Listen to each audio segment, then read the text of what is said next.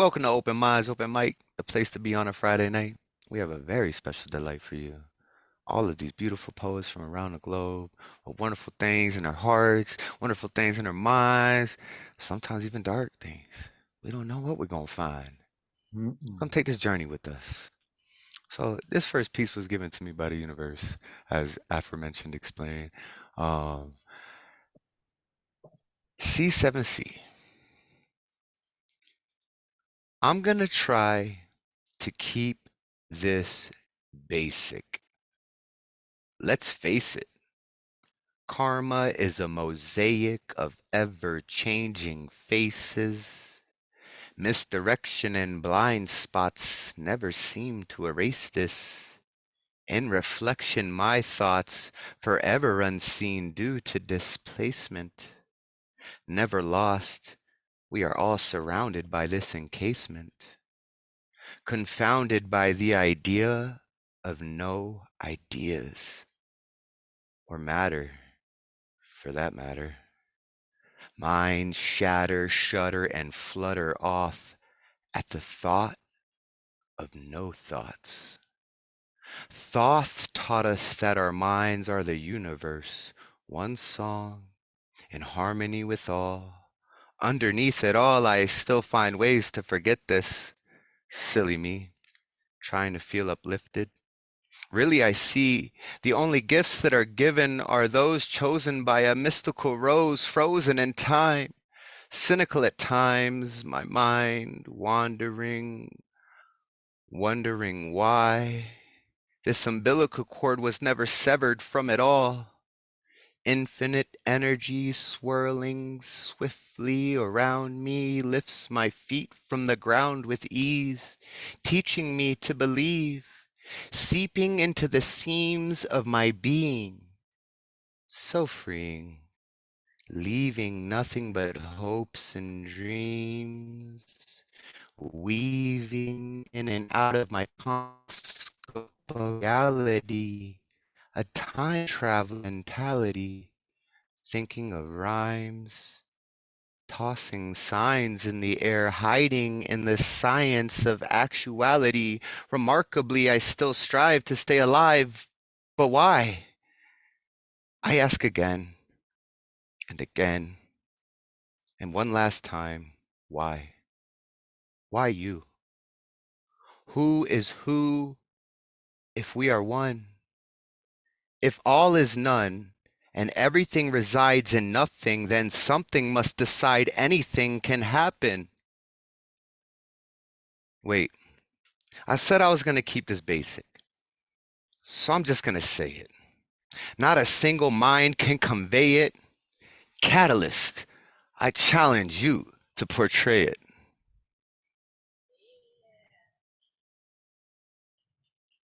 Poem. Ooh, The that was challenge. sweet. Catalyst, you got a response for that poem. You gotta have one. Yeah. That was a direct challenge. So this is like And so, handing somebody a freestyle? Is that what you're doing? well, it's a poem that she's going to end up hopefully writing, Oh, and then not passing it to now. someone else and check.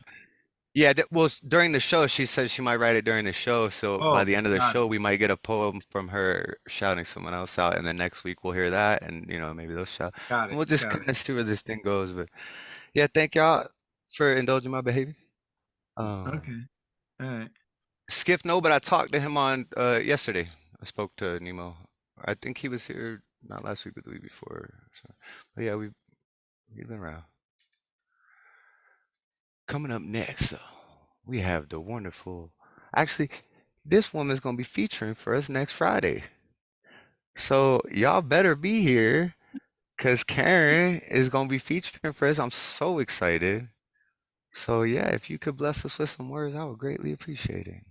Thank you. And that was a lovely beginning with very wonderful phraseology. And I enjoyed your beginning. I didn't feel I could continue it, but actually poetry is all a little bit coming from on high, I think. So I'm reading two short, I think they're short poems. Is that okay?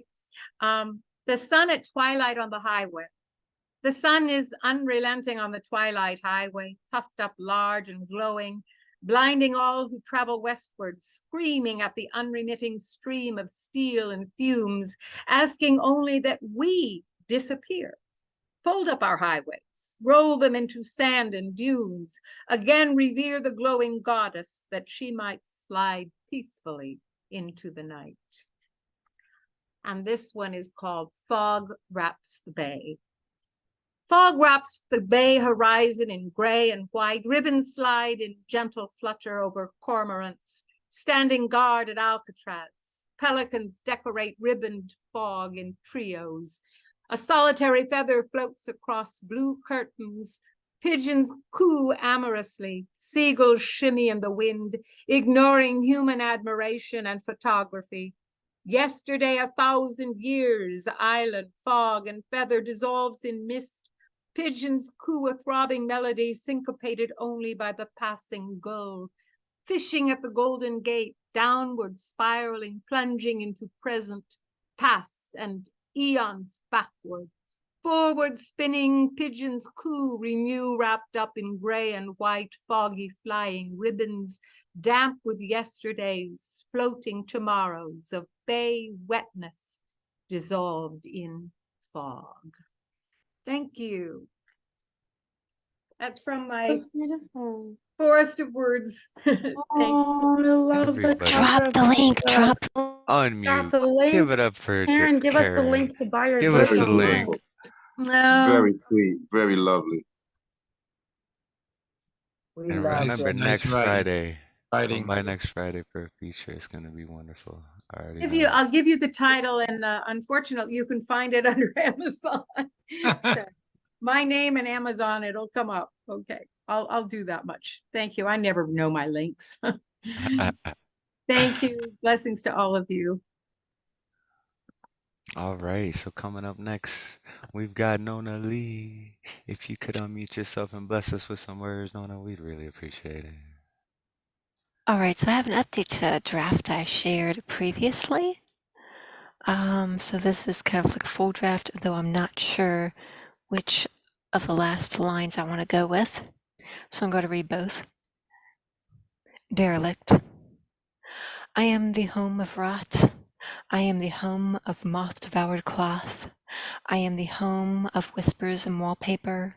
I am the home of spiders chuntering in the dark. I am the home of mold fingering the basement. I am the home of icy wind gnawing through broken windows. I am the home of Darwinism rats and their cannibalisms. I am home of spirits moving in tattered photographs. I am the home of ghosts, of wagging tails and silent howls. I am the home of the ghosts of lollygagging tongues and fur never swept. I am the home of a ghost of aching bones and labored breath. I am the home of a home no longer a home. I am the home of a grave overgrown. I am a home on a hungry land. This land homes the starving kindness. This land homes a wild flora reverie. This land homes lip-licking ivies. This land homes elephant ears slithering. This land homes what gardeners called weeds. This land homes my bones inside a cocoon. This land makes a home for a ghost of a home. Now, these are like one of the, I can't decide which one. I become the last tombstone of grave, or grave overgrown home's a final tombstone. Both of those lines are dope. You could probably incorporate both of them.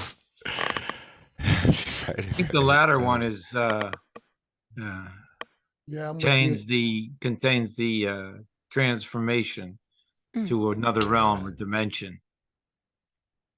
I It heard. it opens that way more, I think. Go ahead. Oh CP. no. Like the way I look at it sometimes with the endings, trying to choose the endings like that, Nona. Oh yeah. Is the sentence structure. Let's say God loved the world so much, comma, he gave his only begotten son.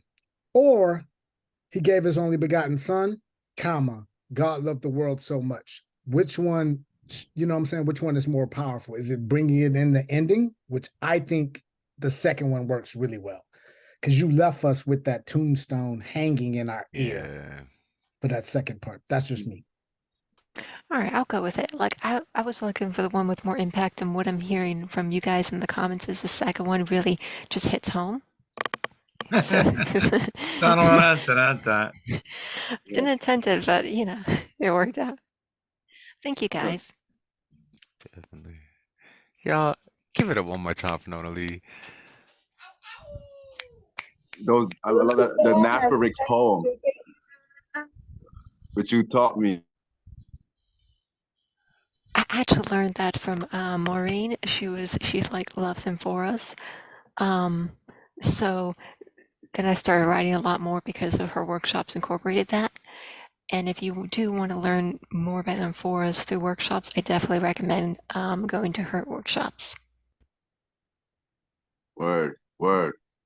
Thank Definitely. you. Thank you. All right, y'all. Coming up next, we have someone that you all know and love. Lantern Carrier. If you could bless us with some words, we would appreciate it. Thank you, my brother, and indeed my sisters and all poets and humans in the room. Gracias. So let's see. If I could start my life once more, I would cherish the laughter of discomfiture and cradle the darkness of a shadowed past. If I could start my life once more, I would treasure the thorns on roses and bow at the feet of my gross desires. Doesn't each new dawn follow night? The radiant spring, winter's dreary clouds? Alas, I knew not then. I knew naught but despair and loneliness. Saw adversity the enemy, not the friend. Flame of luster opening my heart to impunity. Now I feel a longing which time itself cannot erase, a lover with nothing but tender words for his beloved, my soul in ceaseless agony for its true self. If I could start my life once more, I'll neither hinder nor erase the abyss. Love is busy enough, unraveling the pages of its mystery.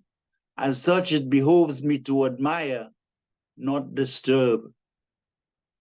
That's one. I go to number two. The magnificent plateau. Splashes of undulating white make the ravine looks even more beautiful. We've seen these scenes before. Surges of aquamarine ripples beneath a canopy of blue sky and scattered clouds. You hold my gaze, a nature lover, watching the stream seeping through the magnificent cobbled stones on either side of this stunning canyon. The verdant hue of the foliage stands regal, enclosed by glorious gray rock walls, plus an amphitheater of magical cliffs dominating the lushness of this plateau. Harps of minstrels call to me, my beloved whispering melodies to hearts blending together as one in this breathtaking pinnacle moment of being. I gaze upwards, my soul spilling gratitude for this bewildering light of creation. That was 2. Poem 3. My heart is a tablet of music, cadences calligraphed years ago by one embodying the ethereal gaze of heaven. Often it resonates, and I dance elegantly as whirling dervishes, as choral charm peonies do with the breeze, or a bevy of eagles in flight. On autumnal sunsets, the crimson hue of the horizon's crest augments the verses of the psalmist, so delicately woven in my soul that I sway in sweet surrender to its rhythms, my heart's magical arias blending to a fusion of Mozart's genius. At nights, the ecstatic moon laughs, its iridescence and invocation to send me into the deepest solitude as the symphonies of my silence write bewilderments on my face, the breath whispering changes to accommodate another sonata. I swoon at my lover's table, banqueting with glistening stars as they twinkle, and the lapis lazuli tint of heaven melts into the lyrics of spring's own perennials, singing as they waltz in magnificence, blossoming in the splendor of my soul. Poem 4.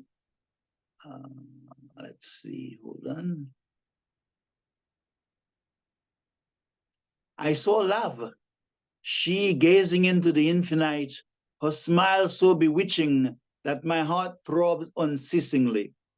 My soul took flight, the weight of my burdens waning, as faint as the path of a soaring swallow. Copious was my tears and long my yearning, but now her scent was like redolent jasmines, emitting a magical aroma to my breath, only to refuel the dormant fire slipping inside my citadel of beauty. She came out of her trance and looked at me, her genteel eyes peering like a supernal lover way into the profundity of my being.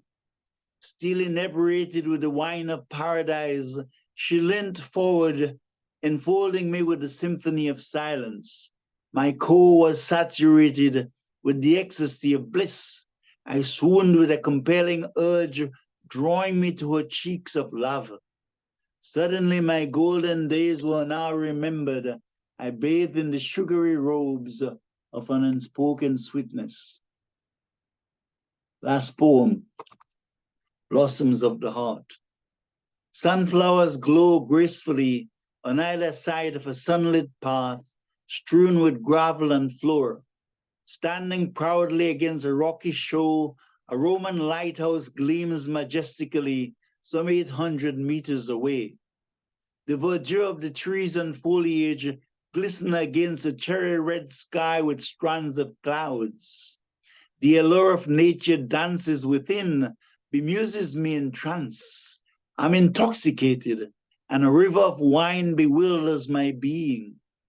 The crimson moon, not to be undone, descend in my temple like a priceless pearl in the prime of its luster. A Taj Mahal of grandeur percolates my heart as the sunset kisses an ethereal gaze with its radiant beauty. Nectar flows within, bathing my soul with an ocean of sweetness. My spirit sings with a symphony of starlings, heralding the virginity of dawn. Lantern Carrier, thank you. Everybody, unmute yourselves and give it up for Lantern. We missed him last week, so he came with 5 this week to make up for it. Thank you so much. It's a beautiful series of poems. I love the way it builds. Epic. Grows. Epic. Thank you guys. Beautiful, beautiful. The language is so amazing. Like, how do you say something? What was the Taj Mahal? Like, there's so many lines that that just jump out. But that Taj Mahal line, holy Yeah. shit! Like, I wish I would have wrote that. Like, I wish I would have wrote that Taj Mahal line. Yes. Yeah, I'm honored to hear you, CP, man. You're a genius, man. I'm glad your wife is not around tonight, right? She's at somebody else's house. She'll be walking in, right? Like, she'll be walking in when you comment on somebody else's. She'll walk right through the door and be like, "Oh, and then carry you." I'm like, "Yeah, I'm hungry. But yeah, carrier. I'm starving to death. You don't want to kiss me, but there's Lantern Carrier. No, I'm cool."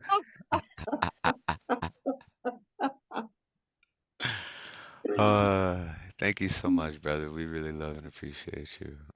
Yeah, I'm with Nona. Elegant metaphors. Yeah, I'm with Nona. Yeah, very elegant metaphor. Yo, he even called out lapis lazuli, which is like a very obscure stone, gemstone, and Not that obscure. well, I It's a guess it's not that gemstone, right? obscure. Yeah, it's a very yeah. It's But a bluish lot of in people don't color. know about it though. So it's Yeah. just to hear it in a poem like just the way it all tied in, like it was beautiful, Yeah. beautiful stuff. As always. Like I said, I don't know what your pen is made out of, but it's heavenly. Like simply sublime. Pen is made of the light of the soul. It is, I think, right? Indeed, it comes from the light of the soul, It the does. voice of the soul. Yeah.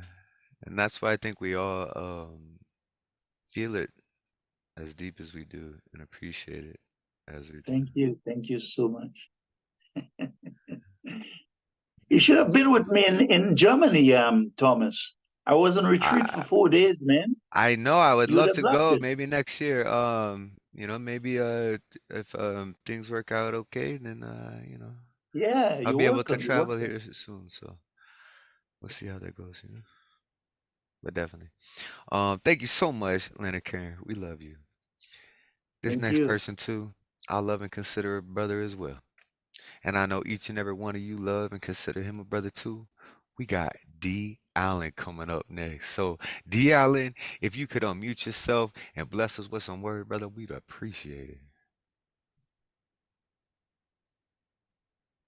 Yeah, today was like an interesting day for me. I came back from a march from West Berkeley to Emeryville, two cities in in my portion of Northern California.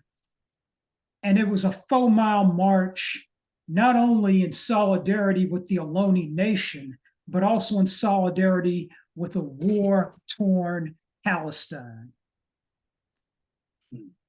And there were more people at this year's Shell Mound to Shell Mound March than any other previous year. The organizers were proud of that, and so was I. So let me give it up to the Ohlone Nation and to all the people who participated in the Shell Mound to Shell Mound March today. But enough about that. I'm about to do 2 poems for 5 minutes. In the spirit of Native American Heritage Month. The first poem comes from my 6th book, Rusty Gallows, Passages Against Hate. Based on actual events and people. This is called Spirit Horse on page 60. Every spring, as trees sprout new leaves, Aboriginal nation reflects and grieves, long after justice failed them one most slight. They remember a beloved sister's departure from her family's sight. At close range, muzzle flash from a policeman's gun. Panic from a petite Diné woman, dissipated, her life was done. Street-bound transition from flesh to spirit, hoofbeats pound, a steady gallop, and only she could hear it. Sky blue eyes, gray-spotted body, stray horse drew near with a neigh. Instinctively she knew it came to carry her away from a white man's world that's shown her nothing but disrespect. She climbed onto the steed's bare back, wrapped her arms around its massive neck, and finally rode off on a distant course to her peaceful, eternal repose on the spirit horse. That poem was called Spirit Horse in memory of L'Oreal Sinigny of Winslow, Arizona, 1989 to 2016. Rest in peace. L'Oreal Sinigny, single mother of one, shot in the streets of Winslow, Arizona in broad daylight back in 2016. Her family will miss her. The entire Diné Nation of Arizona will miss her as well. And the last poem happens to come from my 7th book, Plans.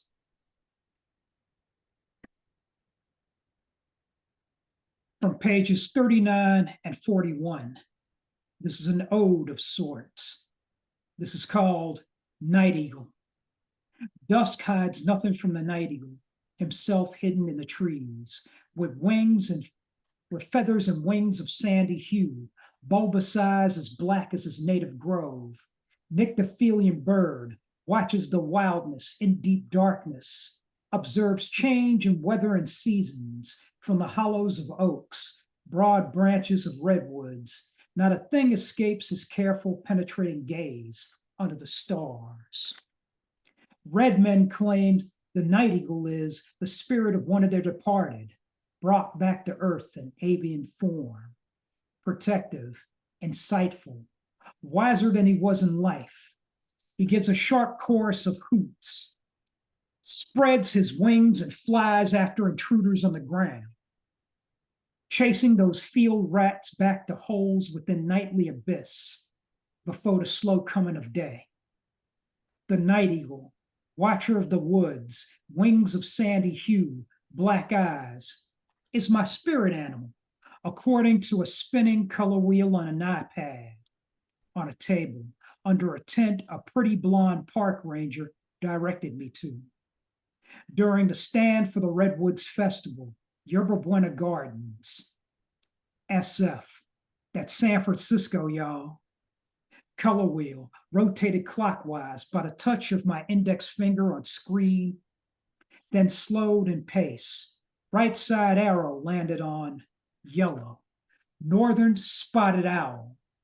I don't believe in this spirit animal nonsense at all, but the traits the fabled night eagle has, vigilance, insight, wisdom, lie in me nonetheless.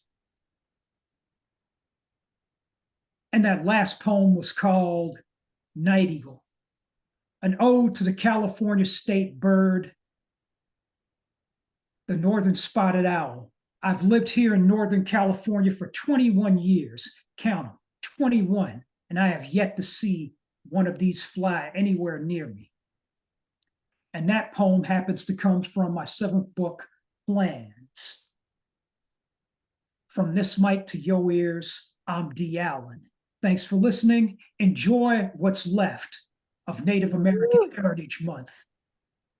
That was awesome. Everybody Love you, unmute Nito. yourself. Give it up. Profoundly poetic and poetically profound. That was beautiful, man. Both You of never them. let me down, D. You never let me down, man. Yeah, yeah. That Yeah, first yeah, cue yeah. was such Nice. a That's beautiful that's the trip. D Yeah, yeah, sound. yeah, yeah. He got the Yeah, yeah. You get the yeah, D, as Yeah, always, that was man. awesome. Yeah, that first piece was such a beautiful tribute, and then the ode to the owl too. Just how you explained, like even the iPad on the table, like you spinning and getting that, and that's, it was dope, man. It was dope as always, man. We appreciate you. We love you, everybody. I can't encourage this, but if you want to unmute and just give it up one more time for Woo! Woo! Yes, Yes, sir. sir. D.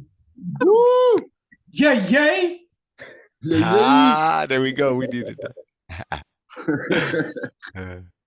All right, y'all. Coming up next, we've got a very special man in my heart. He actually plays one of my favorite songs in the world.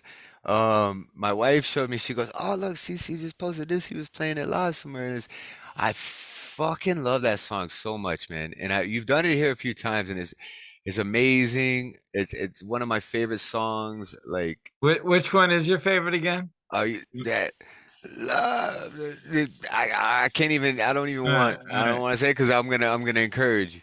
But no, I'm excited to hear what you have for us tonight. So yeah, if you could bless us with some words, some music, some whatever you got. It looks like you're in a different setup there. Or Yeah, you this just is over at my desk. I'm not at the piano. Yeah. Oh, okay. Yeah. Yeah. I'm lucky I'm jumping on tonight. I had something else going on, so I said I'm gonna go and stay as long as I can. But yesterday I came up with this word. Is that forward? Yesterday now. Wait. So you came up with that yesterday, or did you come up with it yesterday now? And I'm fifth. No, I came up with the word, and I said that's a book, and I'm 15 poems deep into a first draft. I'm gonna And kick. you came So up I'm with gonna it kick yesterday, and you got 15 poems into it already? I'm 15 poems deep, and because it's like I don't really do prompts, but that word, it's feeding me. I'm writing something about that yesterday now, because I've always been passionate about that now is already here. That whole Well, there is no time thing. past, there is no future. I mean, there's So really, technically, if you break it down, there's not really a now because it takes a moment for our eardrums to hear the sound, for our eyes to catch they're the really light waves. So short. there They're actually really isn't short. even a now. You know what I mean? We're never really in the fully now. There's lag over the internet, like, you know. Yeah, they're really short, so I'm gonna kick them. One might be a little longer. Let's see what I do. Shame. A shame born of what can come from the self-serving rhyme of gaming a game. As life is not a murder mystery at play. All the while, you are so fortunate to be aware of the difference between death and dying. I don't know if this is too deep. This one I like. This is a little more digestible. Time travel as an overrated concept. You have your next thought. Why harm? And then think you did not just manifest something in another dimension where you just created a past and now the future is waiting. Patience. Is it too soon to bear the instantaneous nature of instant karma? Patience. Why I get a kick out of this one. Wonder. Beyond knowing for a fact, you are lost inside knowing only what you can see, hear, and touch. Count, commoditize, exploit, expropriate, monetize.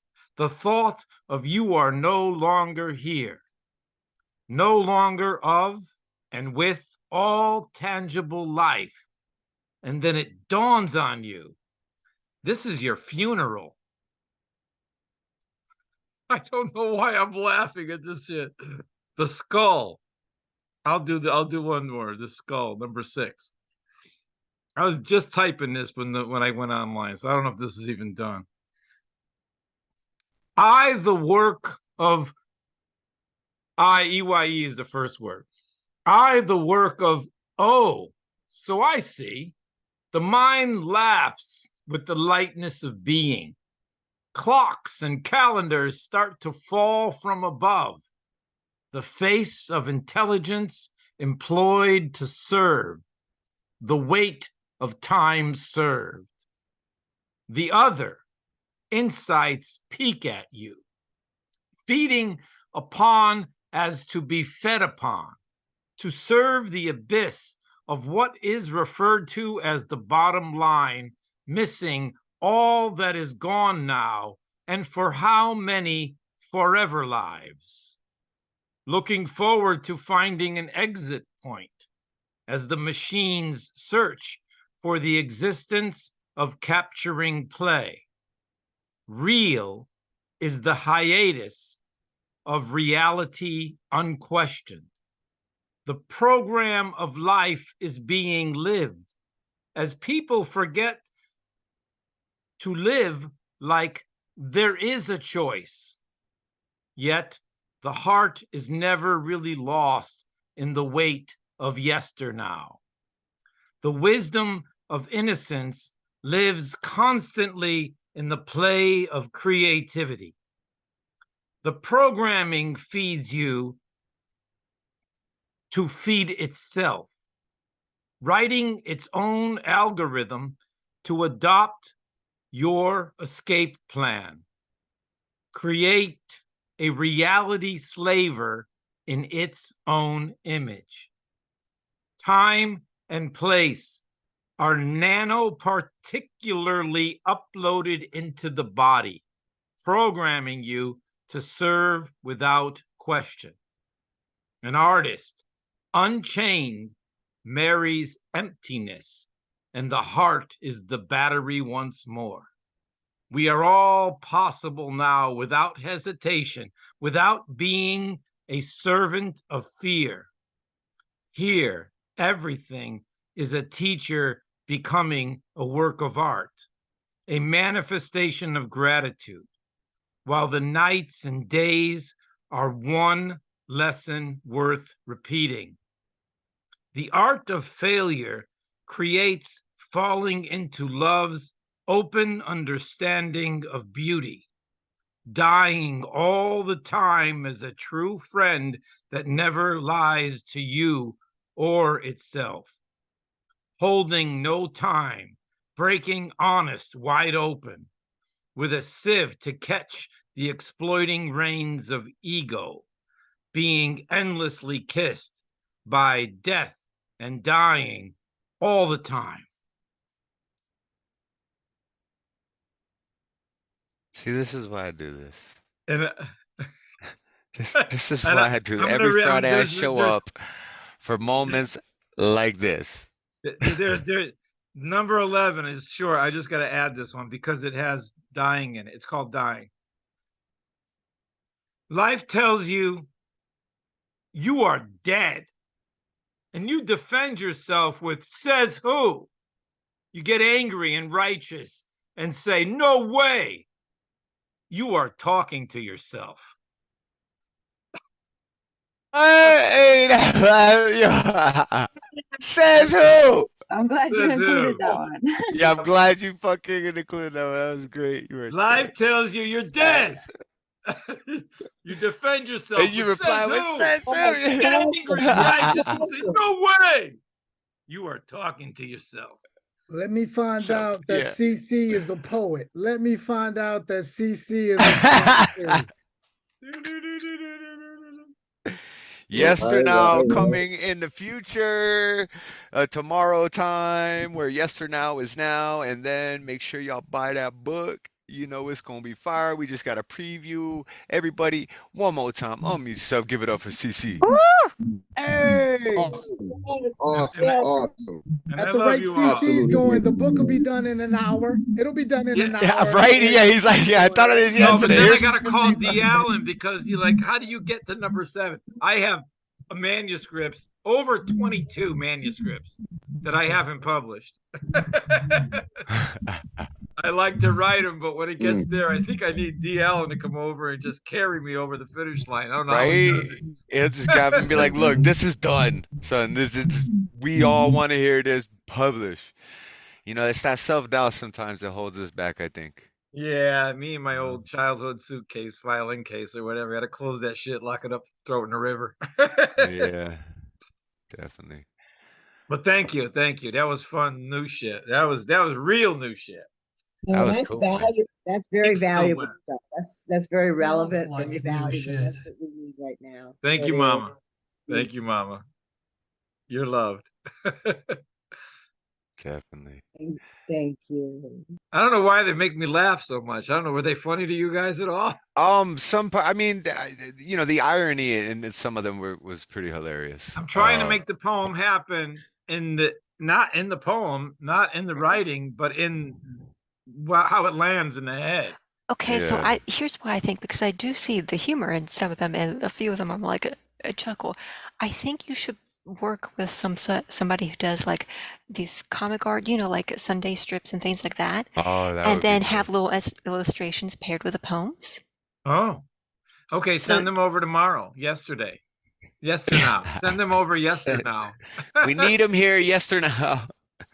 On the It's way, a good artist. word. I think it's not in the lexicon. We don't have a word for that. That the shit's already happened and you're just living it now, but it's already done. I was gonna say, I think a great perhaps starting poem was the second to last poem you read The long to one. kick off Mhm. to kick off the world of yesternow. I mean, it was so Okay. intriguing and mystical and kind of dystopian and Oh, cool. all this stuff, and it could set up a lot of possibilities. So All Yeah, and it right. really that had was you just wanting one more. thought. Okay. That had me wanting a lot more. So, Okay. but you all of just- it, great job. Thank you. You're on the editorial staff now. And then she's gonna do outreach and see. I can't. Believe me, that filing cabinet gets thick fast. But It thank sure you, does. and I love the feedback. It means the world. It means the world to get real feedback. Thank you. Yeah. Well, that's what we're here for, right? That's why we show up on Friday nights, man. Just so we can hang out. I with will some stay cool as long as people I can, and I might even listen with the thing off for a while. But I love you all. We love you too. And we love this next person too. Principe's up next.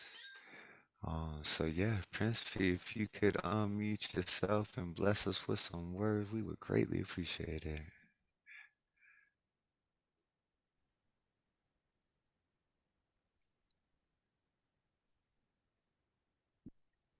Right now, this poem is untitled right now. Hola, de donde eres? ¿Cómo te llamas? Gracias. Just several words that come to mind as I search the abiding memory bank of the double helix. I can hear it now, the Spanish flowing spaciously through the air.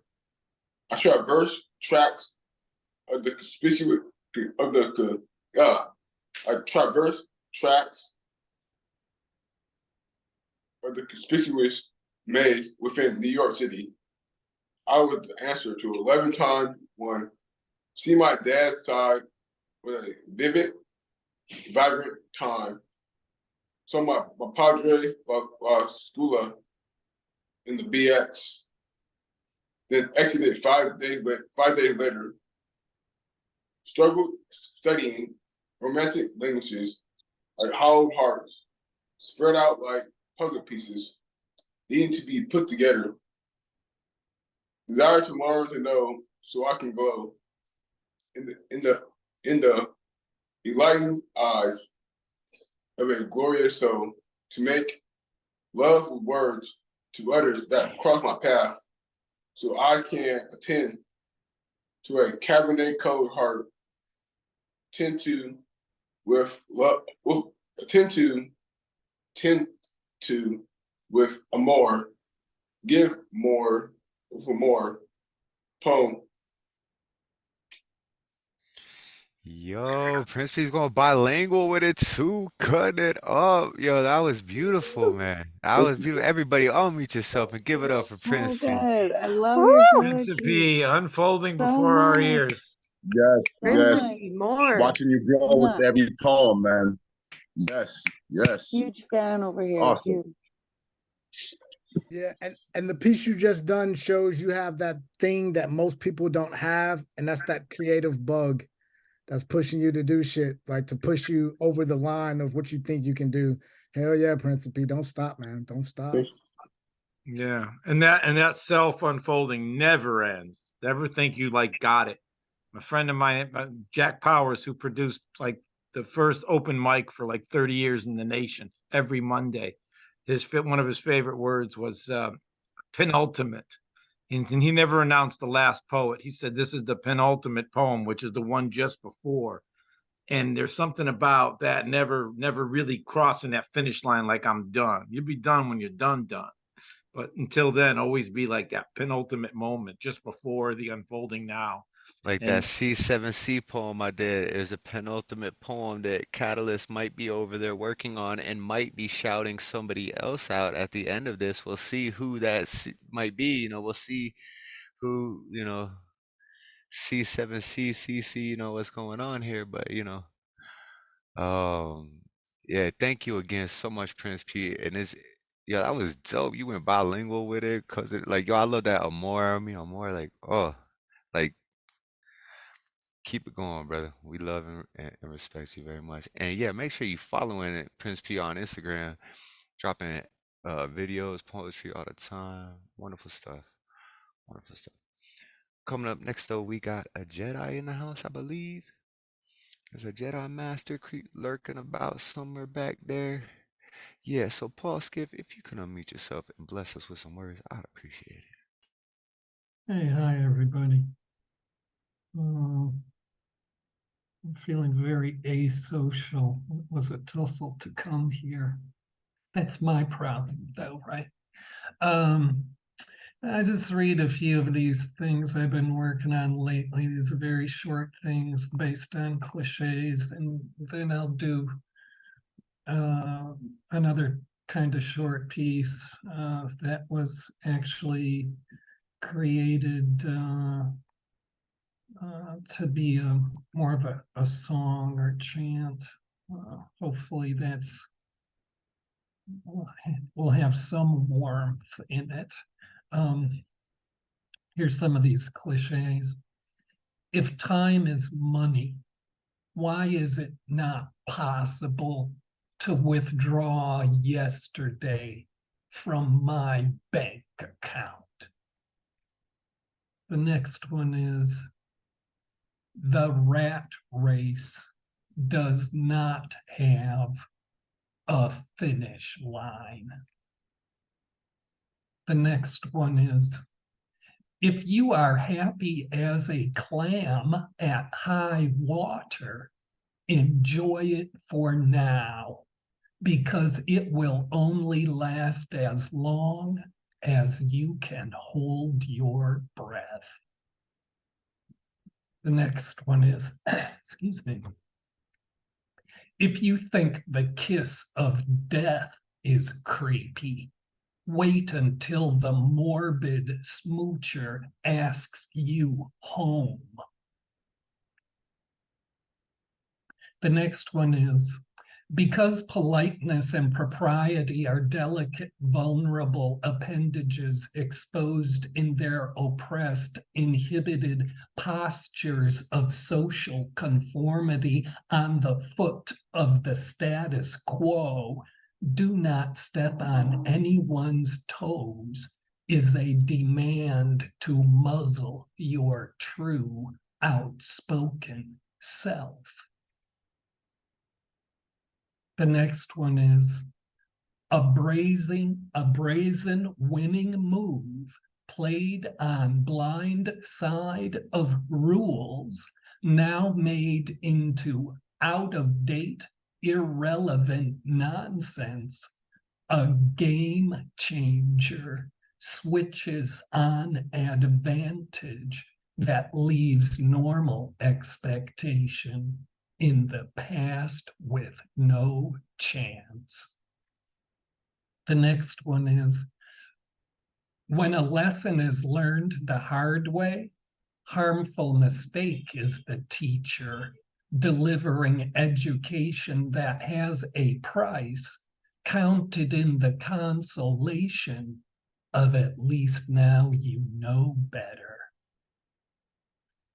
The next one is, what can fit in the blink of an eye is less than 1 second, where the whole universe swallows the gone before you know it. And the last one of these I'll do is,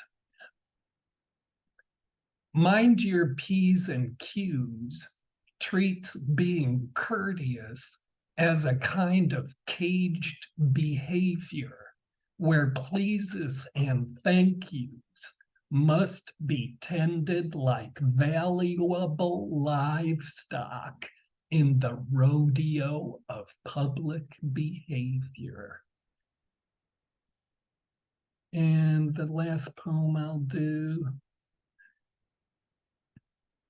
this is originally meant to be accompanied by a djembe drum, but no, I'm not going to play a djembe drum here because there's no way this computer will take it.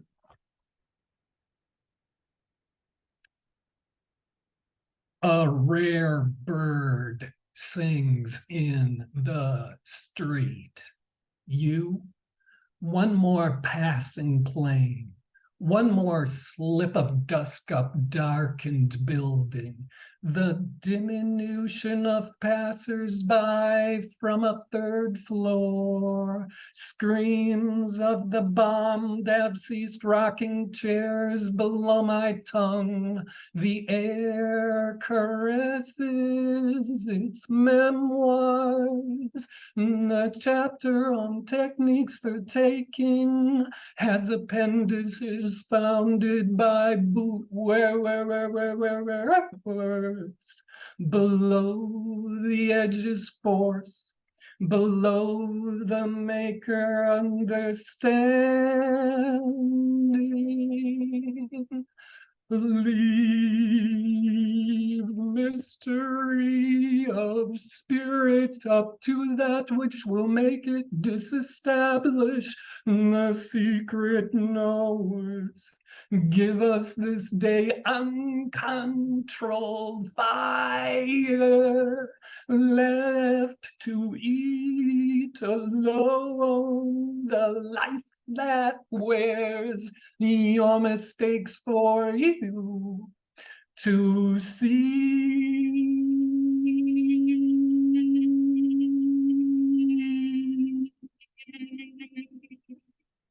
With feeling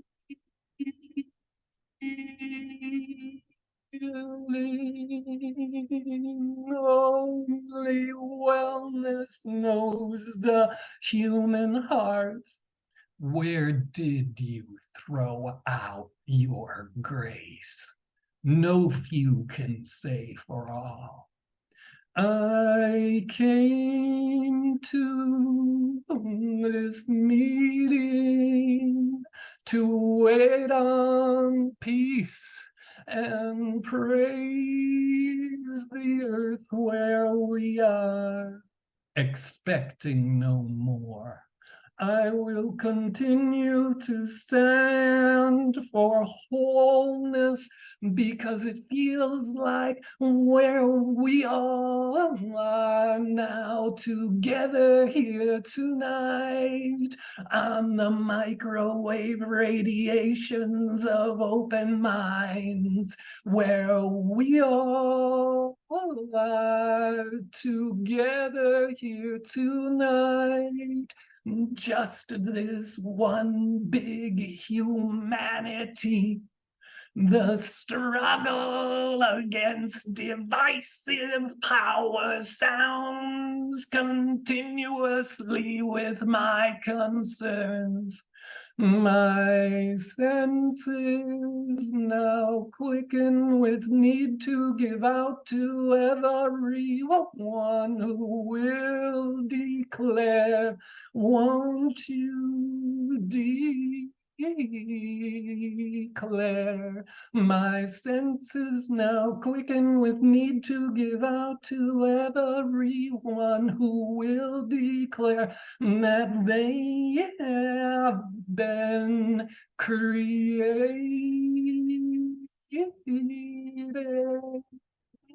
for love, created for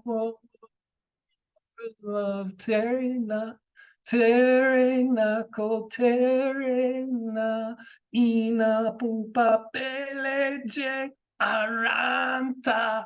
Olo dudu bolojo aranta kakante ina mahafojo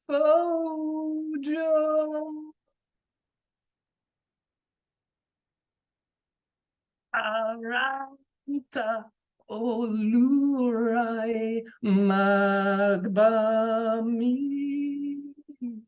Ojo loco magba ando terna terna terna ko terna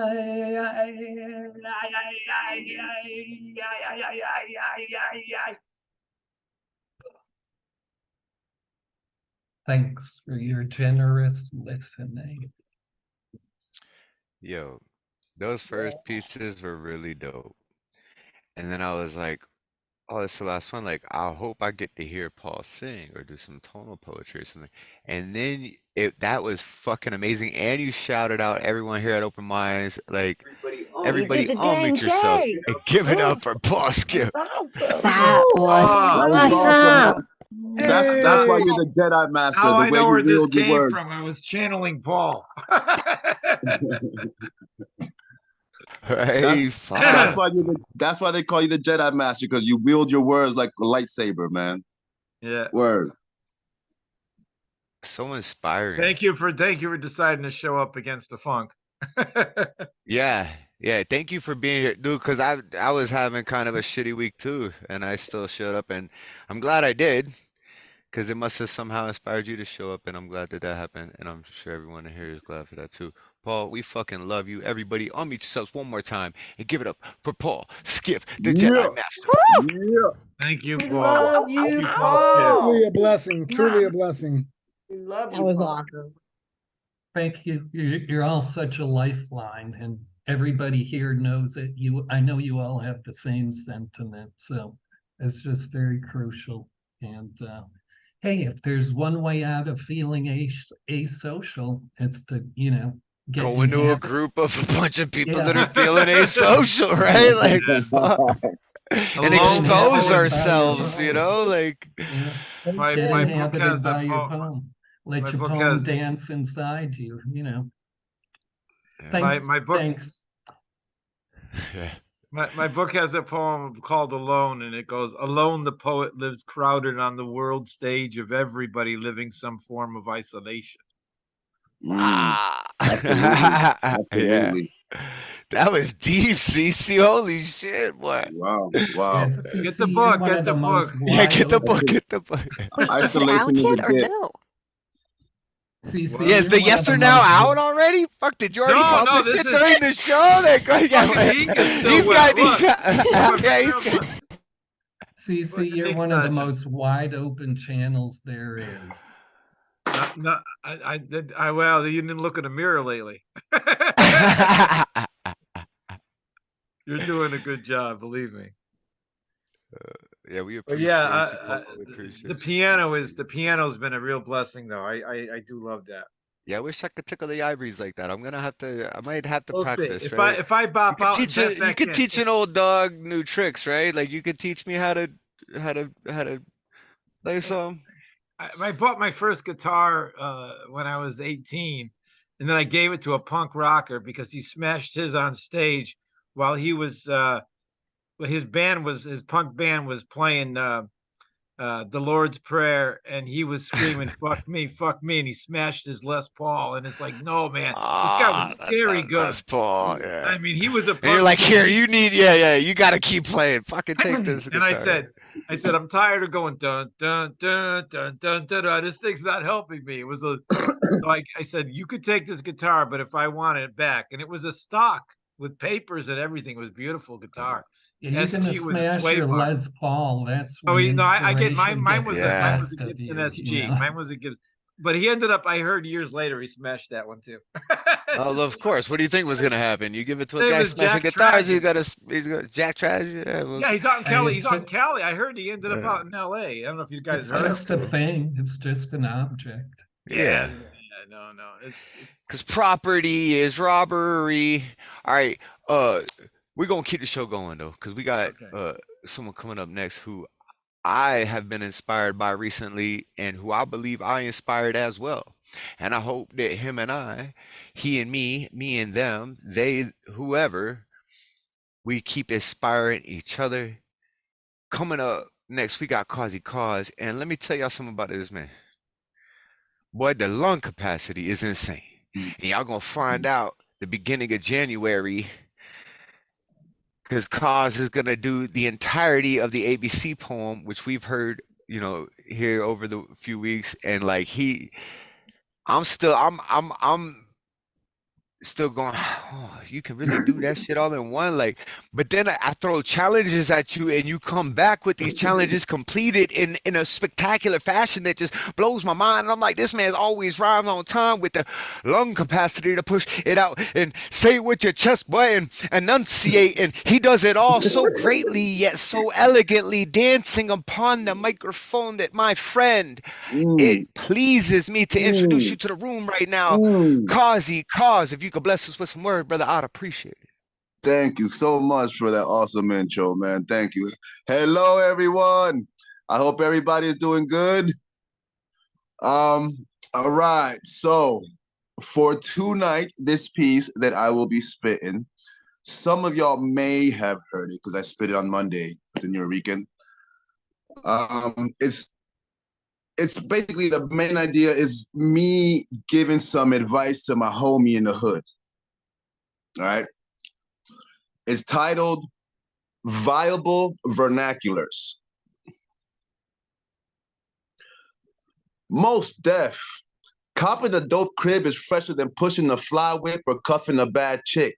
No diggity, peep game, yo. Most mugs with lots of cheddars ain't even hip to all the mad haterade coming from all these wax shade throwing busters and gold diggers. Posted up on the block, flipping them birds will only get you so far. Now your swag may be on fleek, but all that stunting got you tripping, yo. Acting all pet, politicking with Poe, collaborating with Marks, steady dry snitching, coming out the side of your neck. You finna make a nigga wanna catch a body, yo, real rap. I'm just trying to parlay up in this piece while stacking on my cream from my 9 to 5. You feels me? Check it though. I'm about to dip right quick. I gotta drop my seed off. Then I'm gonna go check out this one pair of kicks. There's these Johns I'm trying to cop. So I'm finna be gone for a hot minute, but I'll hit you as soon as I land. In the mean, stay away from these pigeons, herbs, chickens, and scrubs. They ain't riding for you, man. Only your true peeps will hold you down and keep it 100 with you. Word up. Now, for those who may not have understood what I said, allow me to translate. Purchasing a nice house is definitely better than having a nice car or a trophy wife. Without a doubt. Allow me to elaborate. Most people with a lot of money are completely oblivious to the exorbitant amount of envy exuding from these slanderously false heretics and opportunistically materialistic women. Standing on the corner all day distributing pounds of narcotics for monetary gain will only get you so far in life. Now, your funky, not giving a hoot type of attitude may look cool to your friends, but it seems to be getting to your head. You've been acting quite paranoid and fraternizing a great deal with the police, collaborating with known enemies, inconspicuously tattletaling on people, speaking with such blatant disrespect, you're bound to make someone inclined to want to take your life. That's the honest truth. My only desire is going home after a hard day's work while saving as much of my money as I can. You understand? Now, I am going to have to leave shortly for a little bit. I have to drop off my child. I would also like to go check out this one pair of sneakers, which I've been eyeing for quite a while now. So I may possibly be gone for some time, but I will contact your cell phone as soon as I get back home. In the meantime, stay away from all of the societal dregs, both male and female. They have their own hidden agendas and ulterior motives for associating with you. Only your true friends will have your best interest in mind and will always be honest with you. Trust me. Thank you. Yo, Cuz, you could like rap and then like break down the rap into like, but still rhyming with it. Like, yo, that was to say everybody on mute and give it up for Cozzy Coz. Yeah, Cause Google Translate needs to hire you. Clever. Love it. Cozzy. That is awesome. Ghostwriting for the Urban Dictionary. What is it? UrbanDictionary.com? Isn't that like an UrbanDictionary.com or something like that? Yeah. He's ghostwriting. He's ghostwriting. He's ghostwriting. Hey, he got the yay for D, so you know that shit is good, bro. Hey, yo, I love the concept of it too, man. Just the concept of like, yo, I'm gonna like, I'm gonna ride to my boy what's up. And then for those of y'all that didn't know what I said, they're like, but then you still do it so poetically and so like, that's a seriously good and important piece because when I drove cab for 10 years, and one of the things is that you get to hear the next generation, and every generation does this.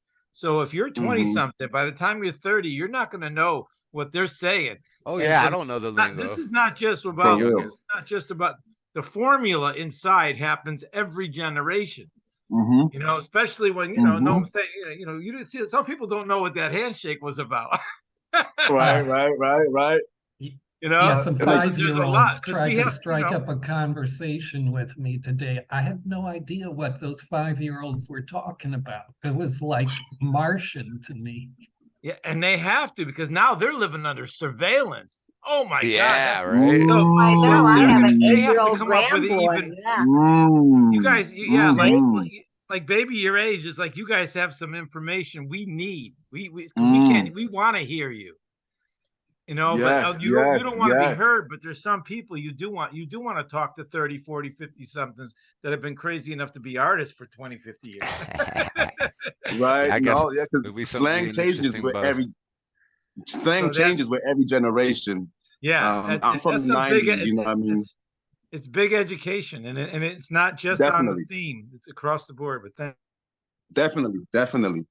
Absolutely. Thank you so much for that, y'all. For Yeah, real. man, we really appreciate that, bro. Like, that was dope, dude. Hey, you need to hit me up, bro. Thank you. We still got some more rapping to do after the show or Yes. tomorrow, whenever you get a moment. Um, yeah, but Yes, coming sir. up next, we got Mattie in the house, aka Baby. Mattie, what's good? We miss you. We love you. Hi, everybody. I'm miserably depressed. I love you all very much.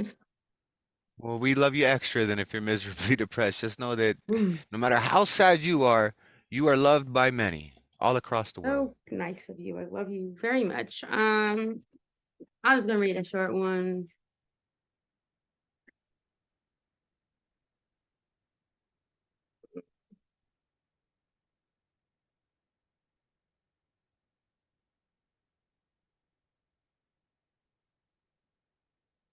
I love you all very much.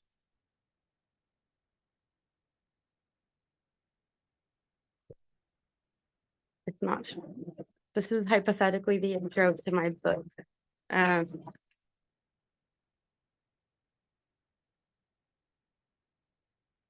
need a beer for this shit. Hi. Guys, I love you so much. I'm in so much pain, and then I come here and it's like, oh, I feel better. Don't Thanks. forget this love doesn't go away, baby. It's in for the ride. It's unconditional territory you're in. And we don't give a shit what happens. Love We're you here guys. to the end.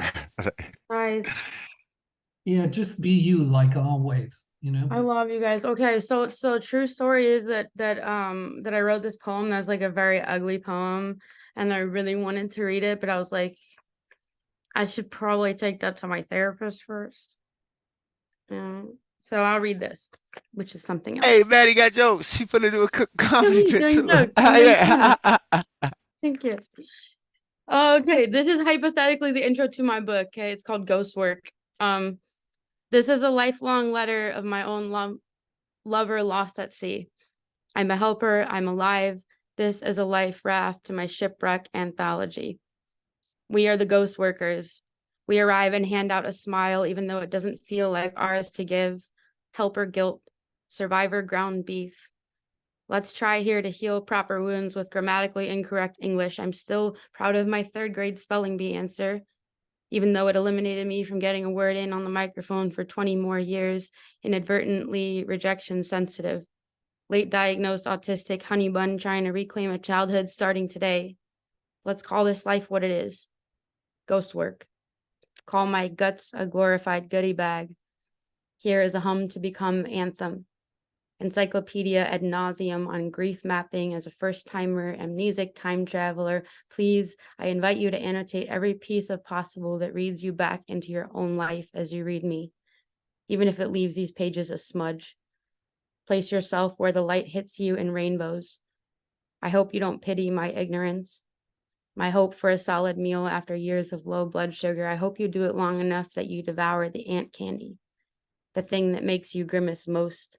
A bag full of bugs. I am still working. Edit, but don't cut the part you like. Eat up and then take your time digesting the gritty bits. Belly aching is for the too polite. I will never say excuse me for speaking out of turn. I will never say excuse me for being excited. So if you're reading this, you forgot your napkin. You found me not a minute off schedule. A book with words that I don't want to tell you what it's about because I hardly ended this intro on a high note. What is a bookworm if not a sad girl with no dirt to put herself in? A body missing a casket. Ghost work. Home is a forced hug with the relative comfort of post-puke clarity. This is a life of masking with no friends to do my makeup for me. Pretty privilege is for free coffee and the rest is just a gut punch. Wretched ghost work. We could each be a lonely carbon footprint of every day we didn't have a pen pal to mail this message to. Thank you for reading me, for arriving here today without worrying if you were on time. You brought the book a week, a year, a decade later, you may read it. Welcome to my welcome home. I hope you get full. I hope I'm not taking up too much of your time. Let's go back. This is the intro to my book. Thank you again. As we start on page 1, we will start with shame. And you will see, reader, I make my way back to ugly in my own time, plenty of times on my own terms, and my ugly is not yours, so please remember what I mean is mine, and I'm grateful. Trace me across the page with your finger, and I hope there is enough proof of me to texture this into you. I hope I'm enough. I hope I did good. I'm a waking nightmare to myself whenever you don't answer the way I planned. That's why I had to mail this to you. Well thought out treasure map. Here is the way to my burial site. The mic will cut me off soon, but I paid for a chance to put my set list into ink. Never let them forget where their volume came from. I will attend everything I ever created by those I love. Even astral project with me back to a messy Thanksgiving that doesn't hurt like this one, lifelong patient, advocating for the rapture of silence so that nobody ends on a low note or saying goodbye when they aren't ready. Another option is a word for longing that is passed down through our kin and never spoken aloud until now, like you made it up, but you don't have to prove it. Tell the ugly story and paint a ridiculous face on it until you laugh hard. Eat the shame and make it a song. Grow up undiagnosed. Make yourself a ghoul, a silly cartoon ghost. Nobody takes you seriously. So one day of the year and then start the countdown again. I am unheard and unbelonged in any place, regardless of invitation. Bringing honesty phobias to the potluck. I have something to offer. I have something to offer. I have something to offer. Making sense is not my prerogative. I'm just here for oxygen. My mask and my peel off at the corners for the next million stanzas ahead, if only for a few minutes. If there is no right or wrong way to exist, as the umbrella of neurodiversity hero comic series promises us, then there is also the possibility of a hero. Then there is also no right or wrong way to tell a story. The trauma megaphone says, get it over with, just say it. Just say what you mean. The trauma megaphone rings in your ears, a threat, a comfort, a hope for shrinking back to simple. Suicide is for anyone who has a gun and an impulse, and I am just going to beg you now. I'm just going to try to say in 1 million stanzas or less, I am sorry for how many times I've threatened it. I know I haven't done a single thing to you, but somebody or something did, and you didn't deserve a lick of it. You didn't deserve me adding to it. I hate jump scares. I hate the in-between. I hope I can make some rest out of the weary and restlessness, that I can get some sleep, that I can promise it to you too, that this isn't just one of those rotten tomatoes. This book, its entirety, is a plea to the quiet kid in the corner by the window that raises their hand halfway and then apologizes first before saying their name or giving the most memorable, perfect answer to everything in and outside of the question posed. Mattie, we love you. Yo, that was dope. That line with trace trace me across the pages with your fingertips, like hopefully it's enough. Like that's the intro to your book. Why you need to put that thing on paper? Everybody, all mute yourself. Give all the love you have for Mattie, aka. That was Mattie, phenomenal. you're a rare gift to yourself. You really are. You really are. You just stay whatever path the wave's gonna break. Because of what you're doing, there's gonna be a time when you're going to get through this. You're not going, because you are not going over, you are not going under your shit, and you're not going around your shit. You're going Go through. right through that shit, bro. Yo. There's no other fucking way but to go through. The over and the under and the round will just put you back where you were, like the exit 13 in that movie. That time movie. So, Mattie, you're important to me. I love you. I'd like to also add that despite the fact that you may feel down or like depression, we are in a community, and if you are feeling that way, just reach out to one of us and talk. Yeah, And anytime. There's that guy in We're all here the Lean available. on Just Me. go through Takes the just kid go to the top Open of the Minds school. page, scroll down through the Instagram, and just call everyone on there until someone answers. That's what I do sometimes when I'm feeling down. I just go through the list of everyone on there and reach out to someone, you know? Yeah, this is more than you're just a poet amongst poets. You got people who really care. Thank you. For real. And Number one, you're not alone. You are not alone. I'm right Period. around the corner, Mattie. I know. We have That's to right. connect. You're close to Debbie. Yo, Mattie Smith, what? Like you're. And Mattie, like, I hate everything you stand for when it comes to fucking writing. Like, I look forward to hearing you every single time, and I love it. But in the same breath, like a lot of poets in this room right now, like, I'm like, fuck, I gotta raise my shit to another level. I love you, CP. Look at what Skiff just Dude, did. Yeah, right. I still have that thing on my wall of Facts. everything you said to me when we first started talking. I brought it when I moved, and the first thing I nailed up on my wall was that. Oh shit. Yeah. If I may, exactly what CP just said, ditto, like word up. And you know what I mean, you make a person just want to raise their poetic game.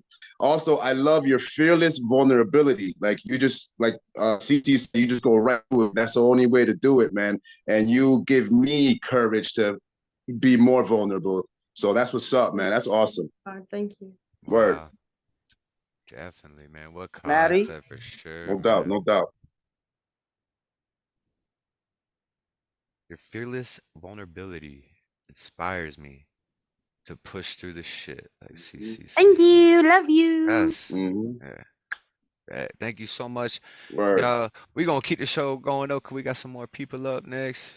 Coming up next, we got Sofia Falco, who did an amazing feature for us. As soon as we get some time, money, or a free video editor, we're gonna have videos uploaded again on YouTube once again, and y'all can rewatch this feature because it was so dope. And Sophia, thank you for being here. If you could bless us with some words, I'd appreciate it. So, let's see. I have one poem planned and then one per request, setting fire to the red roses. I know Nona, right? Yeah, I think so. But that one's important to me. It was accepted to the anthology of remembering Sylvia Plath's legacy. So that one touches me. And both of these are excerpts from my fourth book. It's forthcoming early next year, titled If My Hands Were Birds, a poem, and it's an epic poem. So it's one long poem. So these are excerpts, and I just titled them for now. So let's get it rolling here. Okay. I'm sitting on the floor. Okay, I think we're situated. So excerpt 1, and then we'll do the roses. Spike's Uncharted Flight. This was no Shakespeare play, or maybe it could have been a modern day tragedy, but still playing basketball every fucking day, trying to bring me peace. Basketball allowed me to pause, to be in the flow, in the zone, as the world faded away like my fadeaway jump shot. But this could only take me so far, so far. I just wanted to fly out of here. How far could this pet bird who flew away from its cage travel in miles? How long could Spike fly before his wary body gave in? Or to avoid treacherous outdoor cats? Which would have happened first? The former or the latter or neither? Would he have been found? Do you think he would really respond to a stranger's whistle? Would this hypothetical find be considered a rescue? Where would his true refuge be? Seeking safety was the phrase therapists use in therapy, but I didn't feel safe in my own body. It was almost impossible for me to define safety. If that urge from my own angry hands could fly away and return as doves, that would save me from self-harm on my left forearm, because peace would be brought back to me, supposedly, triggered emotionally, 24/7. This was about survival, kind of like Spike's Uncharted Flight. After multitudes of breakdowns, I had a new perspective. realized I must recover to proceed in this life, even though there were no green lights, but to do it from the ground up with my team as I would worry and be in a hurry. And time felt like it was running out, trying to heal, but at the same time, not wanting to feel. Yet that was a walking contradiction, as I would only have 10-minute phone calls with my crush on my routine rectangular route, unable to outrun the past and unable to leave unsupervised, except for exactly 10 minutes with the checkout and check-in form with strict rules. Didn't bother to bring a ruler, and there was a ruler of this house. Poem 1, excerpt 1. Thank you. Okay, here we go. The setting fire to the red roses, honored in Sylvia Plath's Legacy Anthology by Moonstone Art Center. Someday, SI will just stand for Sports Illustrated, not suicidal ideation. Dealing with a serious mental illness, I don't want to go into statistics. I despise math, all the while knowing math is necessary. 1 in 20 Americans suffer from this seriousness, yet I don't dwell, why me, like the others do. I don't dwell if this is a superpower because it can be oh so deadly. I've been in this house full of suffering people, seemingly all anomalies, surrounded by so-called normal houses in a neighborhood. However, the word normal was not in my vocabulary, even though my knowledge was expansive as each of the 7 C's combined, but at the same time, I was a very bad speller. I would never cast a spell on the ones who hurt me deeply. Hurt people. That can be true sometimes. This time, I was the one at expense of their hurt inflicted upon me. During treatment, I was asked, if you could manifest fear into the tangible, what shape and color would it be? I asked myself, would you really want to not paint red roses in a bad light? However, that would answer both questions. Philosophically, that wouldn't be fair to those who love red roses yet. I could not erase red roses from this world. If I were have been given a red rose, did they take into account the thorn in my side that I own no articles of red clothing? Likely, I would have wanted to set the rose on fire. It became very dire here with no fire escape, unless for an emergency, only an outdoor balcony with an outdoor staircase. Yet every day, this house was full of emergencies, always. I was mad as hell to return. The fire wasn't coming out of my eyes or my ears or my hands for that matter. But below the surface was fear and more fear and more fear. This was too near to my heart, not too close to home. Red was innocent once. I wore those sparkling red shoes as a child that one Halloween to become the beloved Dorothy. Where was that crow in my memory in that movie, The Wizard of Oz? Healing is not merely the yellow brick road, reflecting how one day maybe I'll have my own dog, as mine had fallen to old age, whereas my grandfather had fallen to old age. As mine had fallen to old age, whereas my grandfather had fallen to young age by his own hands. Father Time was defeated in an untimely fashion. Sometimes everything will not be all right. This past generation of family history still then was always in the back of my mind and sometimes was in the front of my mind. Feared fate had led us similarly to the grave. I never met him, but I'd wondered, what if he could have singed? Thank you. Everybody unmute and give it up for Sophia. That was dope. Yo, let's fucking go, Sophia. Holy shit. Wow. And Yeah, ovaries that for an epic poem. Epic poem, do it. Woo! The Iliad who? The Iliad who? Yes, epic poem. Beautiful. Beautiful. Beautiful. Yes. Mm-hmm. maybe next year we'll have to do a feature of you again and get some more of that epic poem out. I don't know if you could do the whole thing, but like, we can get like another piece of that. Yeah, thank you so much. Coming up next, we've got Debbie, which you're right around the corner from Mattie. Y'all need to meet up, have a coffee, film it all, write poetry, Well, be Oakland is pretty amazing. big. I don't know what portion of Oakland you live in, baby, but yeah, Oakland's pretty big. It's practically like 3 towns, but we're probably a BART station away from each other at least. Telegraph and Alcatraz. That sounds like Oh my gosh, no, that like you really need is a around the hand. corner. That really is Oh, around the corner. I Oh, knew. I knew. I was like, I didn't even have to guess. I just knew that some sort of force would be like, oh yeah, you guys are a block away from each other, something like that. oh right. yeah, And Dee please. Allen, if ever, Dee, for real, ever, if you ever want to connect too. I saw you that one time at that open mic where Bear invited me to, and I was like, hey, and I think there was a lot going on. We didn't even get to vibe, but Dee, I love you too, man, and you are very invited. Anybody out here, man, love you all. I'm down at Ward in California. That's like literally how close we are. So, Yay.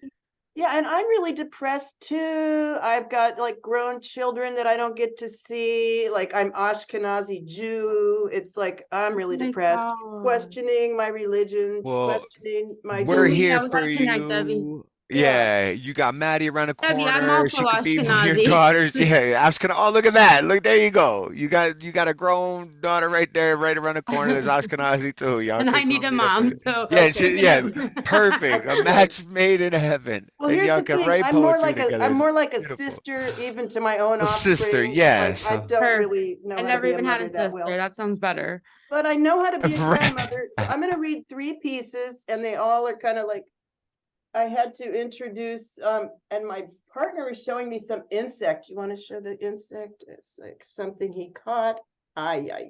That's Ooh, weird. what is that guy? I'm on now, please.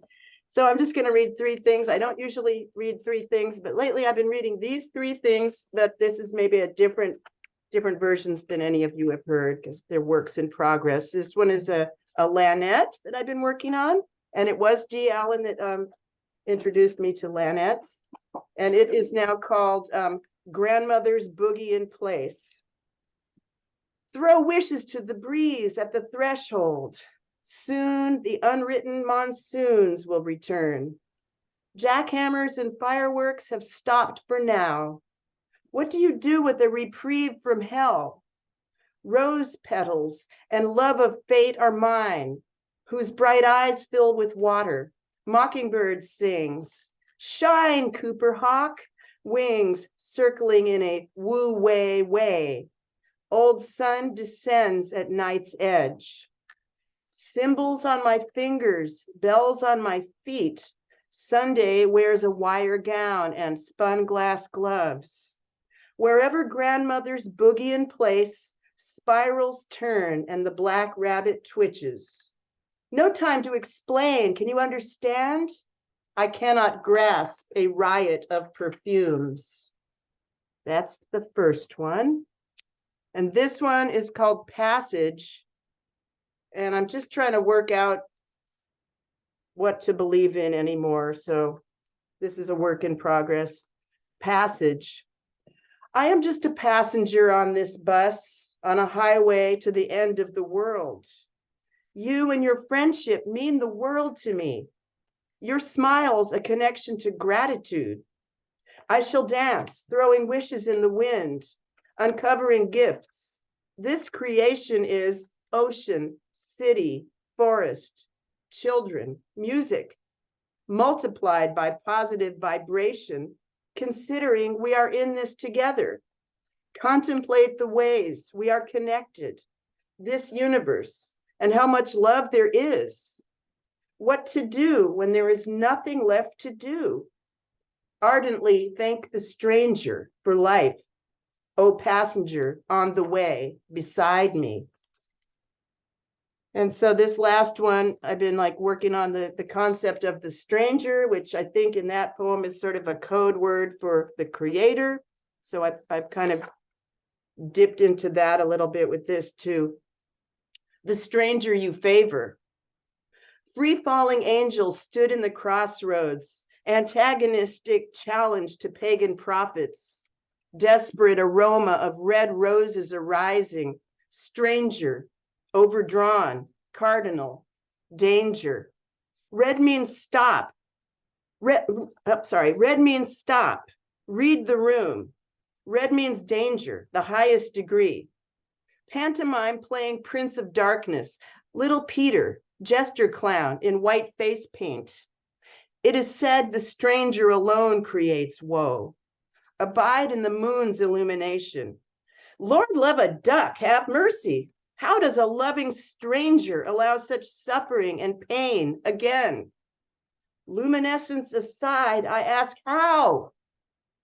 Harlequin blowing kisses to the moon, poet standing on a hill, separate from you. Red rose unmasked by clouds, the poet blows kisses to the moon. Thank you. Everybody unmute yourselves and give it up for Debby Segal. That was Oh, beautiful. that was Thank lovely. you. Beautiful. Always love listening to you, Really, man. really Such like beautiful. Yes. What a Yes. treat. Yeah, some of those lines are just epic in proportion. Like should be bumper stickers, some bumper sticker lines. Yeah. Yeah. For sure, for sure. And remember, even if you're depressed, you call us or something. Call me on Instagram or call my wife on Instagram or call CP or call Lantern or just if you're ever feeling down, just call one of us, you know? But you hop around the corner and go see Mattie. We're right here for you. And my wife and I eventually we gonna get an RV and we're gonna drive down and we're gonna So spend literally a week or so everybody with call you me too. So, anytime, for real. Ditto, ditto, ditto. I love the love. And speaking about loving the love, I love this next man. CP Mays. You know, I've been trying to figure out this guy since the moment I met him, and I figured out that I will never figure him out, and that's why I love him so much. But at the same time, I know everything about him, but I don't know anything about him, and I think that's the way he feels about himself sometimes too, right? But I love you, brother. So yeah, if you could fucking bless us with some words, man, I would appreciate it. All right, I got two short ones and then one that's a dedication. I don't know. Let me see if I can do this share screen thingamabob.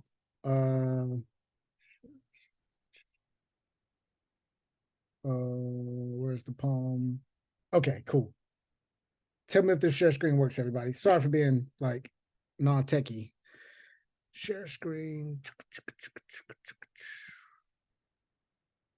If it has sound, make sure you check the share screen with sound. If you need sound for it. If it's just visual, you don't have to. Y'all see the whole computer? Yeah. I can see the screen clearly. I can see the whole computer because I can see the window behind that. I can see your folders. I see an elemental folder, a chopped and screwed folder. I see some OpenMinds shit. Like, yo, we got some. toolbars there. Yeah, we got all the coolest. He got all the coolest fucking folders on his desktop. It was like elemental, OpenMinds, hey, chopped and screwed. Like, yo, CP, what you doing over there? What you? I don't know, trying to work magic, man. Can y'all see everything cool? Yeah, man, we Okay. good, man. So it's called a golden shovel. And what it is you take, you snatch a part of someone's poem, and every word you have to end your line of verse with one of their words, like in order. So like love is the first word in this quote. So I end my line of verse with love, and that one is here. I hit this one, is there. Does that make sense? Hello? Yes, perfect sense. Oh, okay, cool. So Yeah. the quote is, love is a drug you can abuse and overdose or use and overcome. A fire cat in my camp named Daniel Ramos. So it goes like this. Golden shovel. 1. Karma hung herself from a Bible belt like fuck God for not allowing her to show Jesus any love. Faiths Had too many relationships on the rocks and was cardiac arrested for swerving in and out of crisis. And while praise God and time again, we're getting high, their hallelujahs slipped into a coma. Religion's beating dead horses and Gertrude Bierstein's like its rose is a rose and its drug is a drug too. True love's marriage vows were a vowel like A, I owe you, and sometimes it's why I see me in you. His messages in bottles were really post-it notes in relationships like wine when beer can. So his taking her for granted was taken to jail as please forgive me pled guilty to spousal abuse. She left a love note on their one night stand signed sincerely. Any port in a storm. P.S. Here I stand. 3.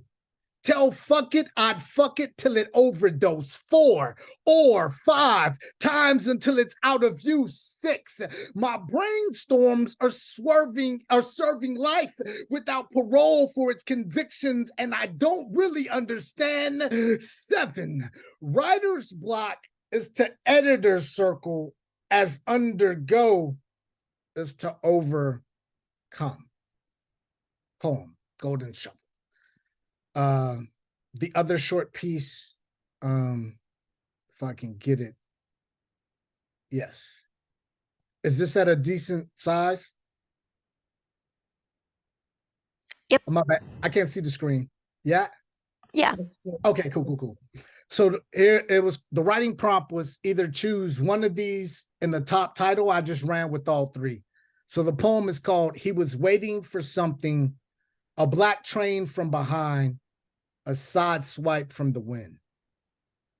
When he first met you, he was a car crash, spinning out of control, doing donuts around his halo, fetching funny bone babes, didn't crack apart his faith in the love of God. They would just fracture it. Punchline jokes into joints where angel wings once wore his heart on sleeve couldn't be found anymore. Bartender, bring him 2 stiff shots of Jesus, some Jack Daniels, and a heaven hold me close. As a chaser, you can kiss his heart, just don't leave lipstick lovers covering their cold shoulders on his cheeks. Proves love costs too much. If your heart's heartbeats are too heartbroken to cover expensive heart taxes. Proves credit card charges can't cover Cupid's most fashionable arrows, even if they're out of season. Proves he was just beautiful's alarm clock snooze button he couldn't come back from. He was a hallelujah's hangover. Brass knuckle fist fight with karma was something to be proud of. He was addicted to food for thought kisses on forehead before the future leaves. Locked the front door. He was a lover of ladies who he would let down easy for egos too high on themselves deserved it. Don't get me wrong. Beautiful women loved the way his smile could light up a room. Don't get me wrong. He was a handsome hurricane that wore shot glasses for his eyes and the storm had bad vision. Don't get me wrong. Sexy was the twin sister of every soul that ever slept in his bed, for he was a god needs to cover his can't raise the bar tab, for he was a lover boy, lover of women who loved ladies with tornadoes for tongues, for he was a part-time hero who kept his uniform in the cleaners and a pocket knife in his boots for bones. He had to pick with the future. He loved his I nearly wish you well time. You can rob me of my pride, but my passion you can never take. Poem. Let's fucking go, CP. I love this how he signs it Leave to that with all last the line. CP mates just at the bottom there, just beautiful, man. And the last one is the dedication, and then like I'll get out of your head and just listen to everybody rock the fuck out. You better not ever get out of my head. Stay in my head forever, please. It's called Say Something. It's dedicated to Mattie. The poem I owed her for like 2 months. Rib cage all matchstick. Heartbeat sparks flint. For all and forever fire and brimstone fiends, I fear when I get turned up and or get lit. Neither God nor the devil could turn me down and or tell me sit. I've been knocking on heaven's door with hard questions, so hard for so-and-so and for so-and-so and for so-and-so for so long that so many of my soul's knuckles now have dents. I fear I can't trade my dreams in for better ones, for the cars my dreams stay driven in still has dents when I'm half past casket. Veteran cemetery place half my ashes in inkwells in my casket and let me pen poems on my way back to heaven that angels can edit as I'm passing. Matchstick, every looking for Lord you owe me. Matchstick, every Lord, look Lord when life sold me. Match, sticking with every refurbished halo holding. Midnight homeless, lonely, stone high, junkie Jesus is hallelujah high. With Jesus junkies, use those first empty beginning blank pages before the Bible starts for my ashes. Use them as joint or as to be blunt paper, sprinkle in the last quarter of my ashes and let your rhetoric roll up and get that font type of hallelujah high, Mattie, that sincerely you can ask God for the both of us, Mattie. How come he let Jesus get stoned so much for so long that he died, Mattie? We've owned, borrowed, and I've been trusted with others, so-and-so and so-and-so and so much so many times others shared their skeletons with us in confidence. We've renovated, remodeled, and relocated them all out of pocket to currently be housed in what is now our own skeletons, walk-in closets under the doorknob of both our walk-in closets. Is a porch light whispering, shushing, shh. Listen closely. It's a humming, whispering to our loved ones. It's okay to come on in with all your skeletons when you find yourself looking back at yourself running. We are the lost bow and arrow leg phantom twitch of an amputee angel's wings, stubborn, dedicated to still fly in another man's shoes. We are coming, Mattie, with untied shoestrings, still stunting. Mattie, let's go fucking hunting. Mattie, let me in, quote you. Mattie, don't tadpole me to fly fish, end quote. Mattie, we worship salt water. It runs in our stomach, end quote. Mattie, I live in the deep end, end quote. Mattie, I came here to sing. That's right, Mattie, I came to cook up a spark and douse it in salt water, end quote. Mattie, I'll be spitting till they put me in the ground. Mattie, you should know this. I really fear when I get turned up and or get lit. Neither God nor the devil can turn me down and or tell me sit. Shit, we've renovated, remodeled, and relocated everyone else's skeletons all out of pocket and housed them now in what is our own skeletons walk-in closets. We got to keep our halogen halos and porch lights on, Chica. Shh. Shushing, hissing, hear them humming. I think someone's knocking on my casket's front door. Luckily, I'm not home yet, Mattie. I'm still out there. Running. Poem. Thank y'all. Jesus. trying to Mattie, do to me. what you got? What you got? What you got to say? Yeah. Speaking of poets to envy, Jesus So, Christ, CP, thank you so much. I love you so much. no problem. I gotta finish editing that one, like I structurally, love you. calligraphy I wise. love you. I love you. I love I you love back. seeing it on the document too, right? Like how the quotes. So it's like, hey, quote, Mattie. Hey, Right. guess what?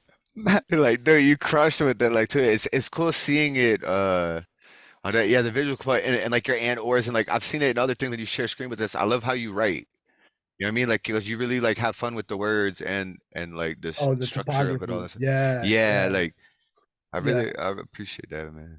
It was weird to be in school and have to write like I don't know, a sonnet or a sestina.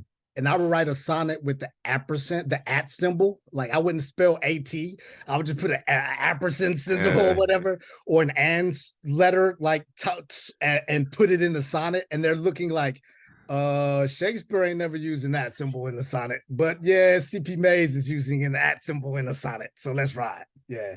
So it's fun. It's really great to see it on the page because it really illuminates how you wear it with your voice. And I don't know where you came by this. It was just like an innate talent that you picked up, probably, I'm guessing, from the time you became literate and learned to speak. But it helps me see so much of the power of your work comes from your ability to make these just really straight on, just straight declarative statements, just straightforward telling these, telling these lines. It's just extremely powerful tool to affect people. Thank you. I appreciate that. Thank you. Thank you. Thank you. Thank you. CP, I love you pull so it off much, dude. with the calm coolness of just that power with that thunder in your lungs, like right. And I love you back, it's Mattie. So it changes when he starts to recite. It's quite a thing to recite a poem, but another thing to become engrossed in the poem. Yeah. When you're repeating it, he's not just repeating the poet. It's like his whole consciousness is flowing with the poem. The strength, the passion, the emotiveness, the content, which in itself is so amazing anyway. But he carries it that I was saying earlier in that poetry is the voice of the soul or the light of the soul. He's carrying the light of the soul with his words and the eloquence of the soul with his words. And that's not easy to do. Oh, thanks for saying that. Yeah, Lantern, you crushed it right there. That's yeah. Because CP is really such a strong example. I always talk about, and I think people in general who are poets, the power of the spoken word. And you really pointed that out, Lantern Carrier, because you see it in everybody here in their different ways, that the word is a very physical thing. You use your whole physical self to speak that word. It's not just your lips and your tongue and your lungs, you embody those words. And CP is just a really great example of how physical those words become. And it's because of that power that you get the metaphysical touch on your soul. Well, he's becoming one with the words. There are poets who tell you that they're reciting for themselves. And in a sense, there's no such thing. Once you let the words go, whoever is around you is being affected anyway, whether you want it or not. So, but there are poets who are aware of that. They have the sense of engagement. They have a sort of field of oneness and harmony with the audience concerned. So in that sense, they're blending into as a unit. Yeah, it's weird. The generative like power. Yeah, like you said, Lantern, you let a word go and people, there's no way out of it. They're going to be affected, however much the speaker but like call it is aware. spelling. Yeah. and casting spells and intention and how you deliver words to each other. That's why I always try to promote positivity and love and performers, and we gotta keep moving so we can get on maybe even to a round 2 tonight. Um, thank you Thank so y'all. much. CP, I so needed to dope. hear that. Like I needed Yeah. to. Thank Well, you. yeah. Love you to death, CP. Thank you. That meant a lot. Thank you. Yay, yay, CP. Yay, yay. Yo. He had to get the yay, yay. And you know who else deserves a yay, yay? Yes, sir. Terri Rose in the house. Terri Rose, if you can unmute yourself and bless us with some words, we'd appreciate it. So good to see you. Love you. Hi. I have some art that I did for some other people's, like I took one line out of their poems from this other workshop I did. If you guys want to see some of my art's rudimentary because I use my finger to draw with, but I mean, it's still, it's still my art. So, or I could just read a poem. So you pick. Can we do I both? kind of want to see. Yeah, can we do both? Like, can we see your both. art and a poem? Do you need me to Okay. share If you screen? would right, like have can I the art and then you read the poem while we look at the art. For each piece that I created the piece for is for to one line of another poet's work. So their names in there too in the piece. So could I share screen? Yeah, I made you co-host. You should be able to share screen. Oh, okay. Let's get in there.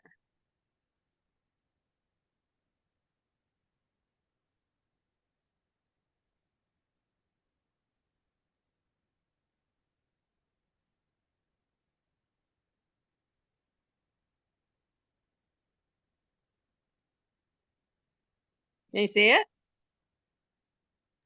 Yeah. So this is from this poet named Squigs. I don't know if you know him, if he's ever been in here. But the moon Yo, tells Squigs. Yes, we love Squigs. ghost stories too, is the line from in which I created this from.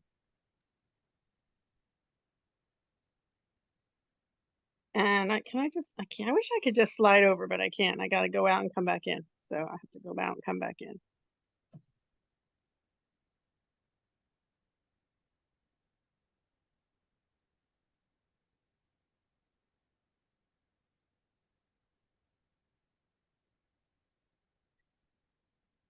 Shh. That's the same fun. All right. This one is from most days. Oh, this is one of mine. Most days I just sink, but then I remember I'm not a creature who breathes underwater.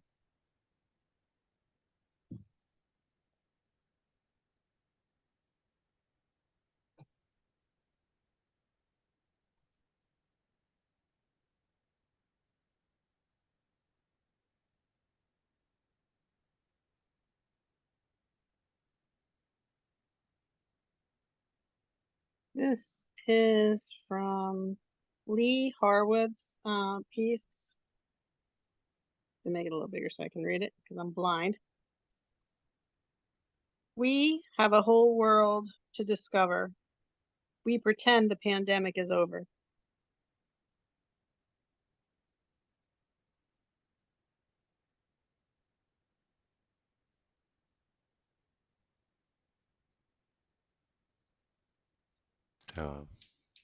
Everybody, unmute. Give it a share. Are you still sharing? Okay. Yeah, there's like a couple more. Okay. So this might be the last one. I think there might be one more No, after you can this. do more if you go. This is from a poet named Sierra PG. I close my eyes and let the body water fall. A whisper escapes my lips.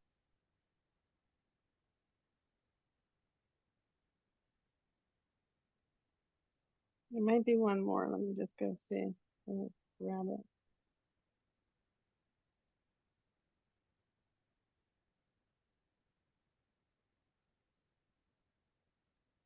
Yeah, there's one more. This is from Julian Matthews. Fluttering in the tree was a kite, in the tree that trapped them.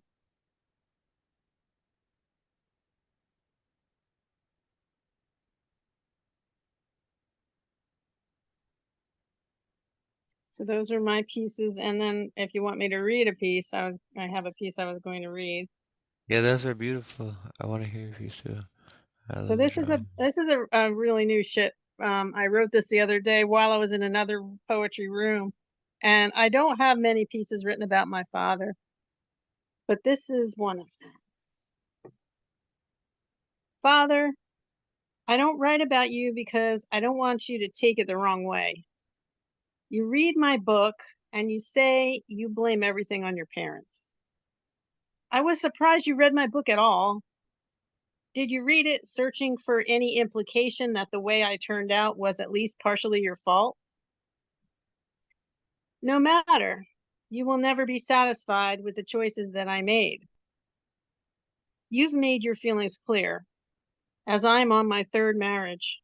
You said you liked my first husband. You mean the guy who was the neighborhood drug dealer who you had nothing good to say about until we've been divorced for 33 years? The product, my son, who struggles to this day with drug addiction that his father never tried to stop? The guy who refused to acknowledge that he needed rehab? That guy was your favorite? There is such a thing as enabling, and it is slavery for the offspring to the parent that never wants their child to grow up and leave. I did play a part in his immobilization, worried for his future, worried that he would OD, a mother's worst fear. I suggested that he stay there and help his father because I knew he would keep an eye on him. But in my heart, I knew that boy needed to fly. And I know that was my fault.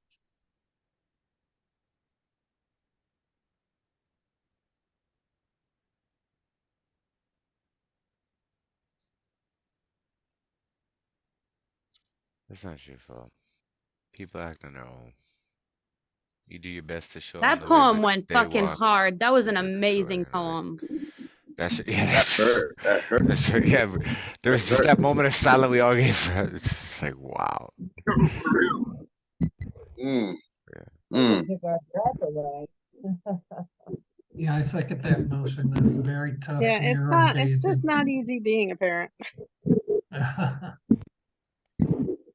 Not at all. It has to be done. It has to be done. That's why Somebody's we're got here. to do it. Yeah, somebody's got to do it. And I was a pain in the ass to my mom, when I was I think I young. wasn't the best choice. Well, I feel like it's not so much that parents need to be blamed, and I'm saying that as a parent, but it would be nice if we could take accountability. I recently took accountability to my adult daughters, and it was like, that was different. Like I'm not getting that from my aging mother, but I can at least break the cycle. I break the cycle and I say, here is my owning some accountability. Yes, I already made my amends with him, but I realized I probably need to make more amends after I already made my amends one time.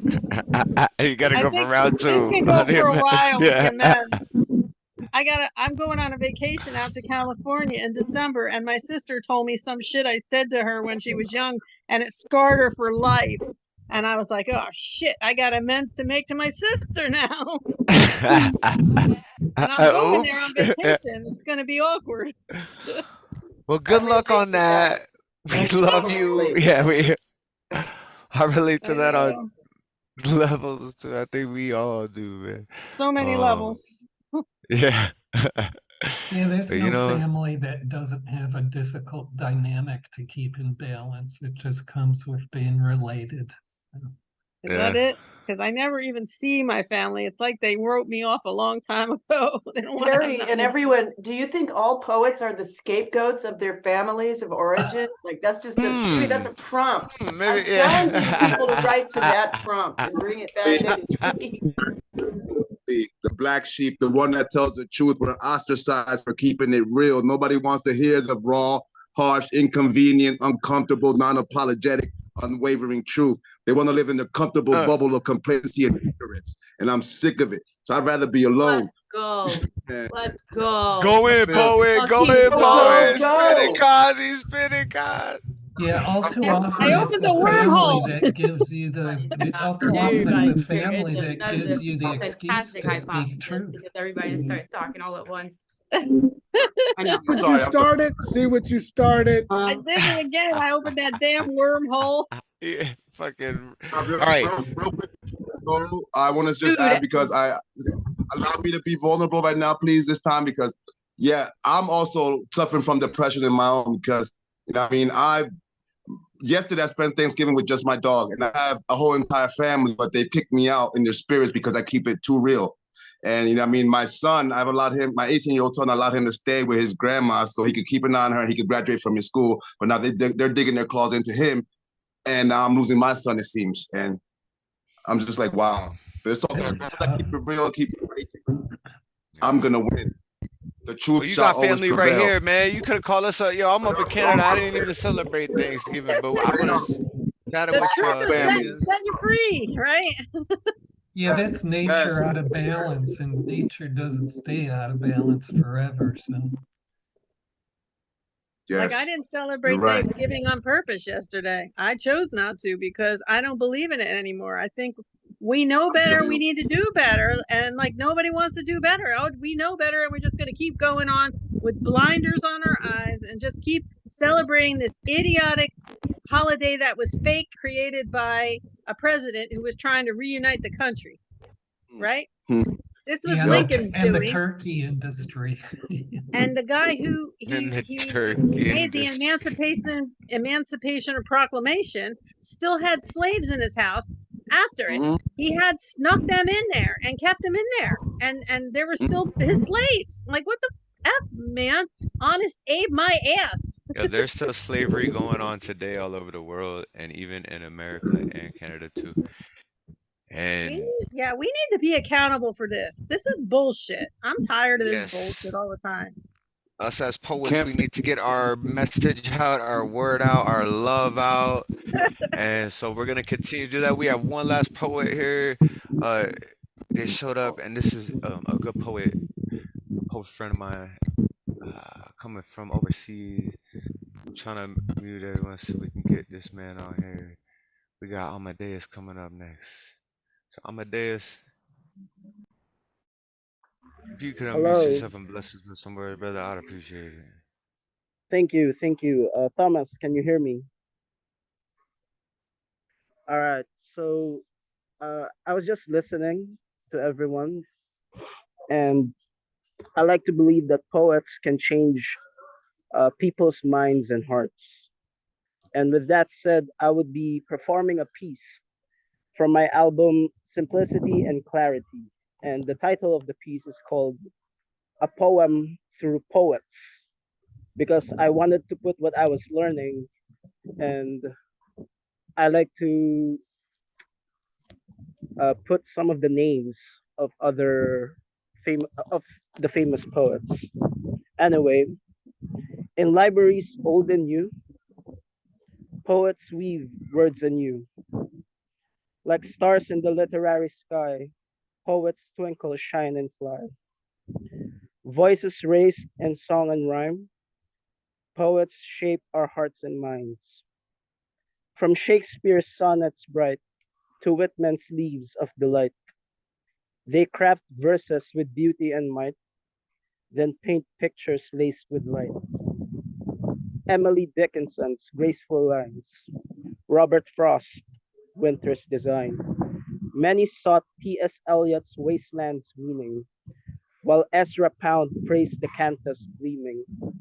From Homer's ancient epics long ago to Maya Angelou's powerful flow. Each voice was unique, yet one in mind, celebrating life and love that is kind. Samuel Coleridge dreamed of ancient mariners. Wordsworth found beauty in nature's glow. William Blake saw visions of eternity, while Keats wrote Ode to a Nightingale. Longfellow sang of Hiawatha's deeds. Whitman celebrated democracy's creed.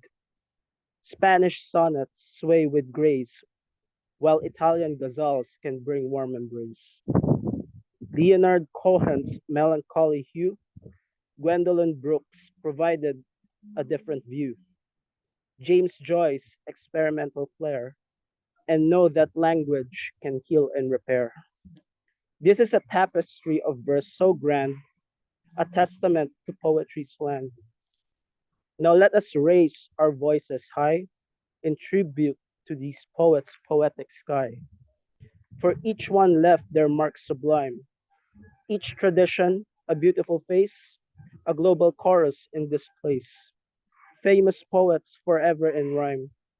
Poets indeed can shape our hearts and minds. Thank you. That was beautiful, man. Everybody unmute yourselves. Give it up for Amadeus. Woo! Amadeus. Yeah, I liked how who you picked to talk about too. And the way the sentences in which he called them all out on their like art, their gift, and their like, it was Yeah, very. it's not really something that I do a lot because I'm just being true to the title of the album called Simplicity and Clarity. And again, I just wanted to put what I was learning from other poets like Coleridge, Wordsworth, Shakespeare, so on. Yeah. You name some poetical giants there. One of my favorite is Blake.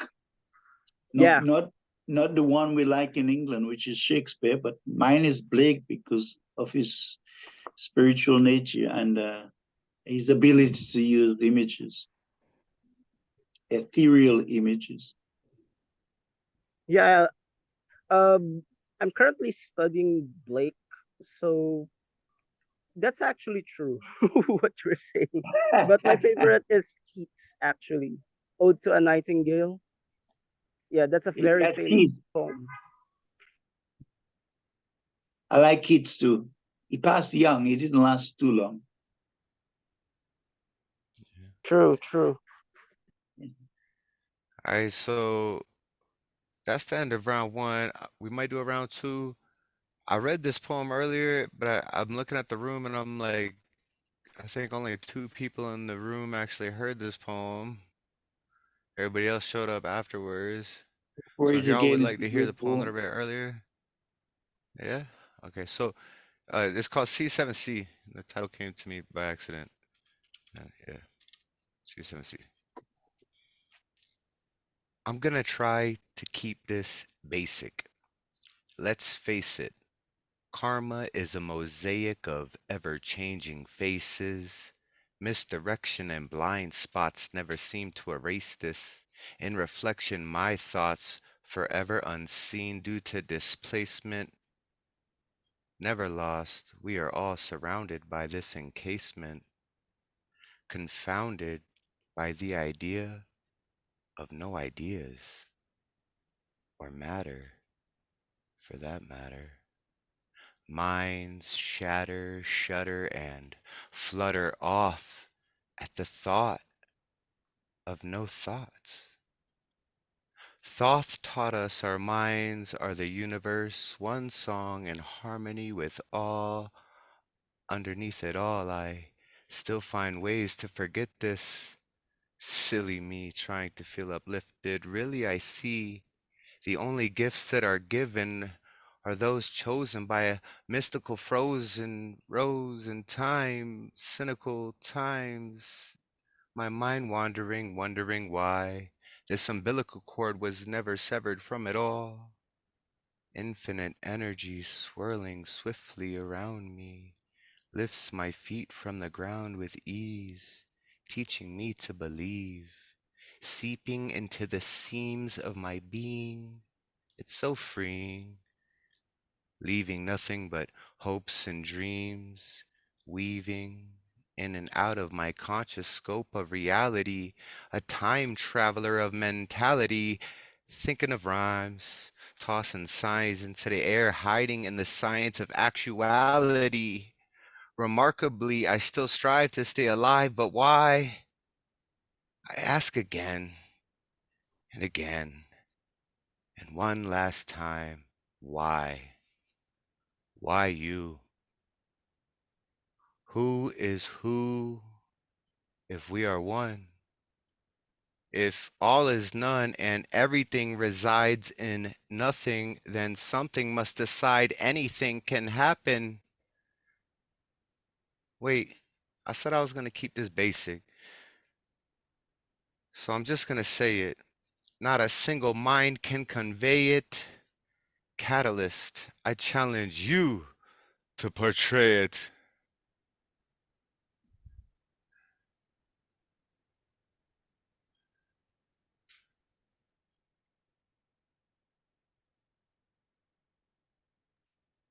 Only got a little bit written so far, but I'll have the rest of it ready next week, and then I want to call somebody else out. So, be ready.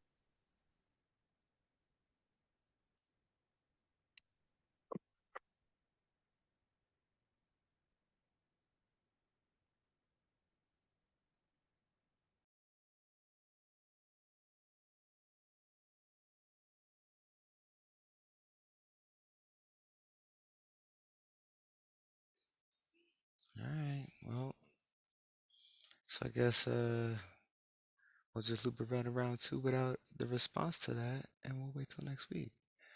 So we have Lantern, who's going to sleep. Nona, are you sticking around? Anybody sticking around? Anyone want to do a round two? Honestly, I gotta leave him like what, 15 minutes is the max I can do. Well, you're up next if we're gonna loop back around to round two. So I'm willing to go for round two. okay. So yeah, Nona, if you want to start us off on round two. Let me see what I got. Did I ever read Grandfather's Song? Not sure. Oh, come on.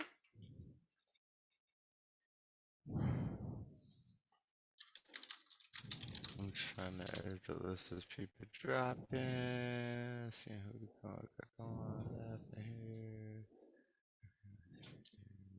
Okay, okay. Baby So Actually, let you're me next read then, baby. Grandfather's Song. All right, Grandfather's Song. Thank you. Grandfather's stories meander rivers long. His thoughts drift as if his tattered tendrils are snatched by a zephyr's grasp, set forth upon a tumbling creek, sailing between snagged stones, steering over a waterfall, plummeting on a stream reaching where the delta joins the sea. Poseidon's waves accept his bronze ship, wherein life begins a second life as algae for fish to feed. And this is when grandfather sings his silent song. On a wuthering day it was when the gales whispered a warning foreboding. Beware the plant growing soon to bloom, its pollen carries a dryad's doom. Haunted am I with remembrance of screams saccharine scented, eroding tundra my memories of fallen friends and families, resurfing temporarily as spume, giving life breath anew through such ballads as one I sing to you. When death flowered, his bloom was brighter than the petals, with Helios forsaken lover pled. Sun and sky of wildwood, cumulus pollen devoured, and those of us fertile with seas to heart clutch fled. Alongside of us, rootless residents clambered over underwood labyrinthine. Sicilian brother envied those Hermes heels with eyes colored serpentine. Gaia, who long lost her adamantine scythe, could not intervene, for the pollen rotted Gaia's womb and severed failed the flowers Columbine. We awaited, while planting our seeds in ashes of brethren, for mortals to aid our resurrection. Nay, granddaughter, none heeded our cries, not even Ornos wept our destruction. A surprise to us indeed that mortals which regarded our kind with affection, those who cultivated our hollows according to the gods' divine instruction, we minded not so long as the mortals aided in our propagation.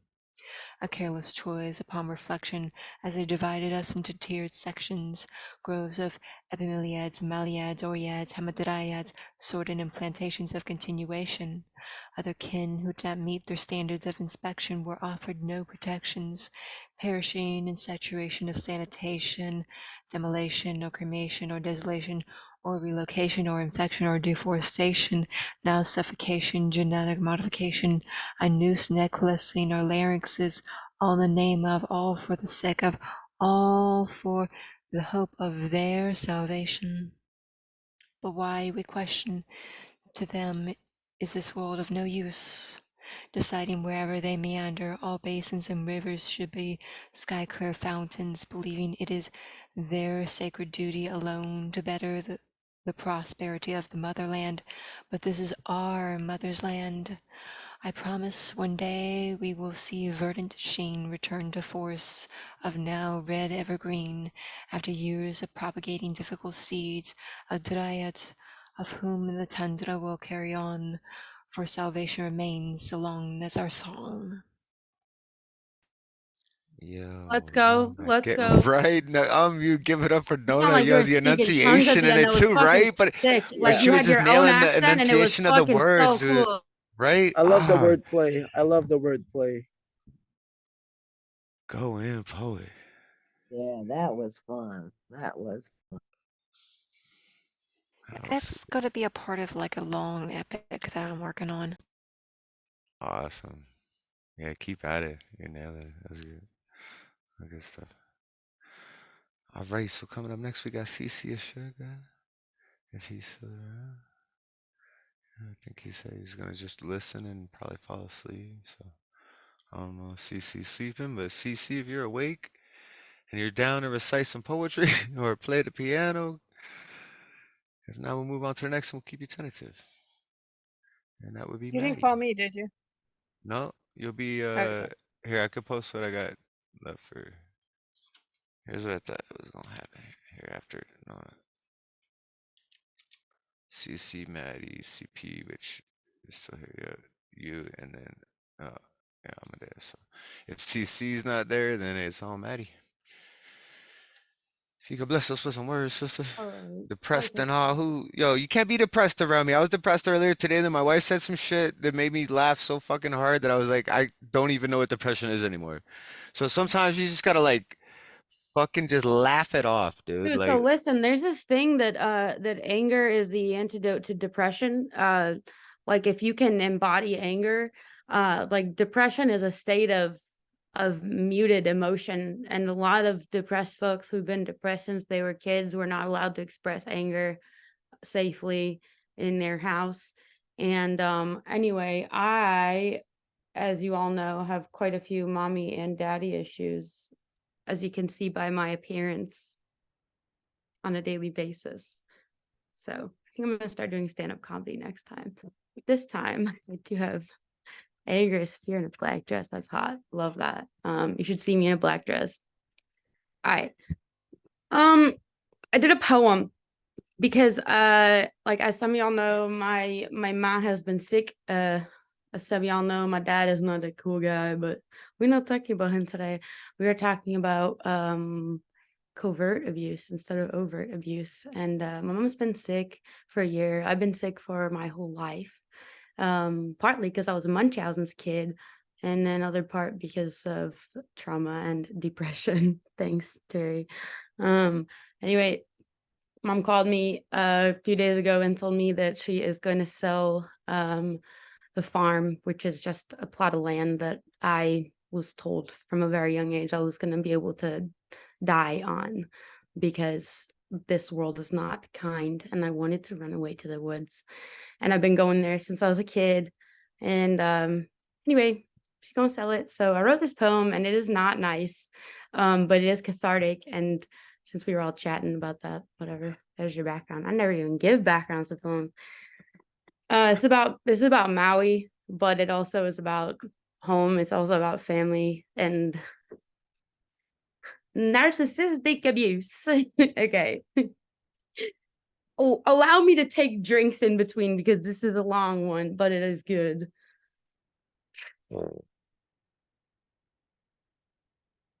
God, I wore someone else's clothes. I snuck out to kiss the neighbor boy 3 nights in a row. God, I fell in love with a man who cooked me eggs Benedict. He lived in his car with his brother, and we drove up Omaopio Road once with no seatbelts on. God, I accidentally crashed into a curb and lost the hubcap, and I was so happy about it. God, I fucked a boy from AA because he was fun and he smelled good. God, he threw the condom out the window. The gates of Baldwin had us locked in, and the fire spread while we were camping on New Year's. And God, Greg was ready with the bolt cutters. God, the ocean ruined all my piercings and I had to start over. God, I've pulled 1,000 weeds from her land. God, this is where I have always left myself. Waldorf, Ella, there is a cucumber perfume smell when a particular flower blooms that I have not yet to find the name of, but if you're listening, God, it'll come to you on Highway 37. God, I have to go this place. Borrowed so many shoes here. Pulled enough Kiawe from the plastic underside of my sandal, my palm, my butt cheek. God, she has given this place away for 20 million. God, when the world ends, I am sure it will, and we will starve. God, I am sure I will end it. And while we ration water and clean air over here on this sinking ship, someone else will be there, 2,000 feet up with their feet up, eating our crops, combing their children's hair, saying how blessed they are. God, she is blind and deaf and dumb. God, she is throwing away my life, and I am the selfish one. God, there was a child here once. God, I swore I'd be able to God this grief out of me through enough sun. God, I am lined with tattoos to commemorate this place and what it was to me. God, I have buried things this property knows, but may not be able to recover if she does list the place in January. God, my family is fickle with money and promises. God, there is a currency of love. I did not ask to be sick. Convinced I never would have been without my 2 parents to rip me at the joints apart. God, I did not ask this place to go this place. God, the shed at the top of the pedestal where my good gloves and the scythe are. God, that's where she lets the mule die and the weeds grow over the rocks. God, I know this is not paradise. God, that there were one, an appraiser would not be qualified to give it a dollar amount, where at paradise it would not list on Zillow. God, it could not go to another owner. Someone who will rip up the Illinois from this place and plant all the wrong flowers on my papaya, my skeletons, my house. God, I want something that is mine that you cannot take from me, but here I am again, owned. God, I am so selfish. God, I am so tired of crying for guilt of feeling selfish. For how can I be angry when she says it's my money?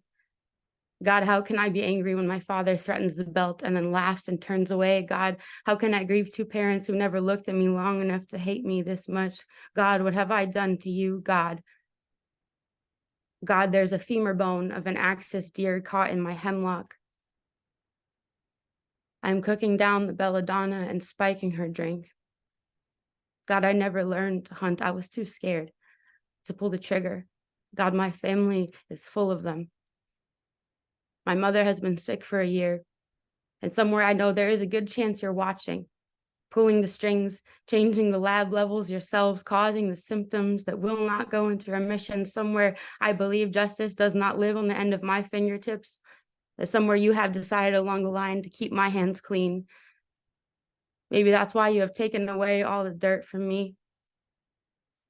God, maybe if she kept this place, I could never get the stink off of it. And maybe that's why she's been sick for a year and she couldn't stand doing another yet. I'm 15 in, and her daughter, who will quite possibly die alone, who cannot work enough to keep her rent steady, who was promised this year after year for more than a decade. And God, she's still thinking about the money, about herself. God, she writes the rules and goes back with whiteout.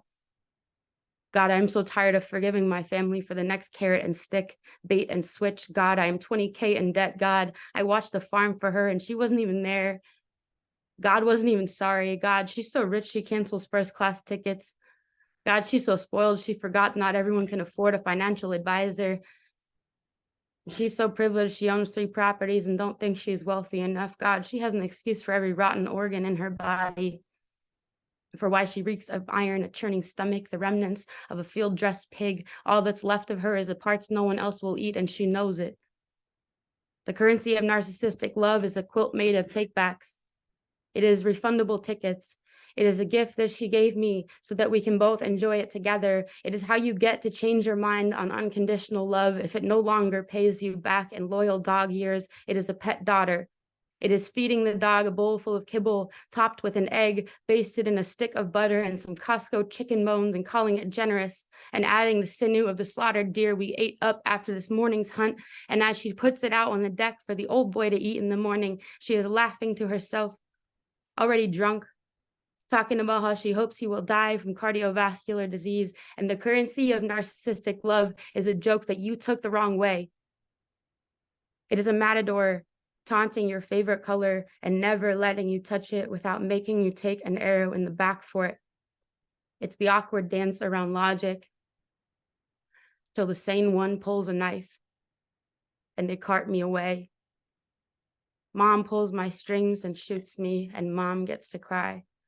She says, "Are you not entertained? Are you not sustained by my generosity, by my performance empathy? Look at me, look at me, look at me, God, look how lovely, look how good I have been to my children. And then look at all these rescue animals I've taken in without any thanks. Oh, look at me, God, look at the resemblance." My narcissistic parent points at me across the courtroom. And my vital signs are threatened enough, my children with uncanny.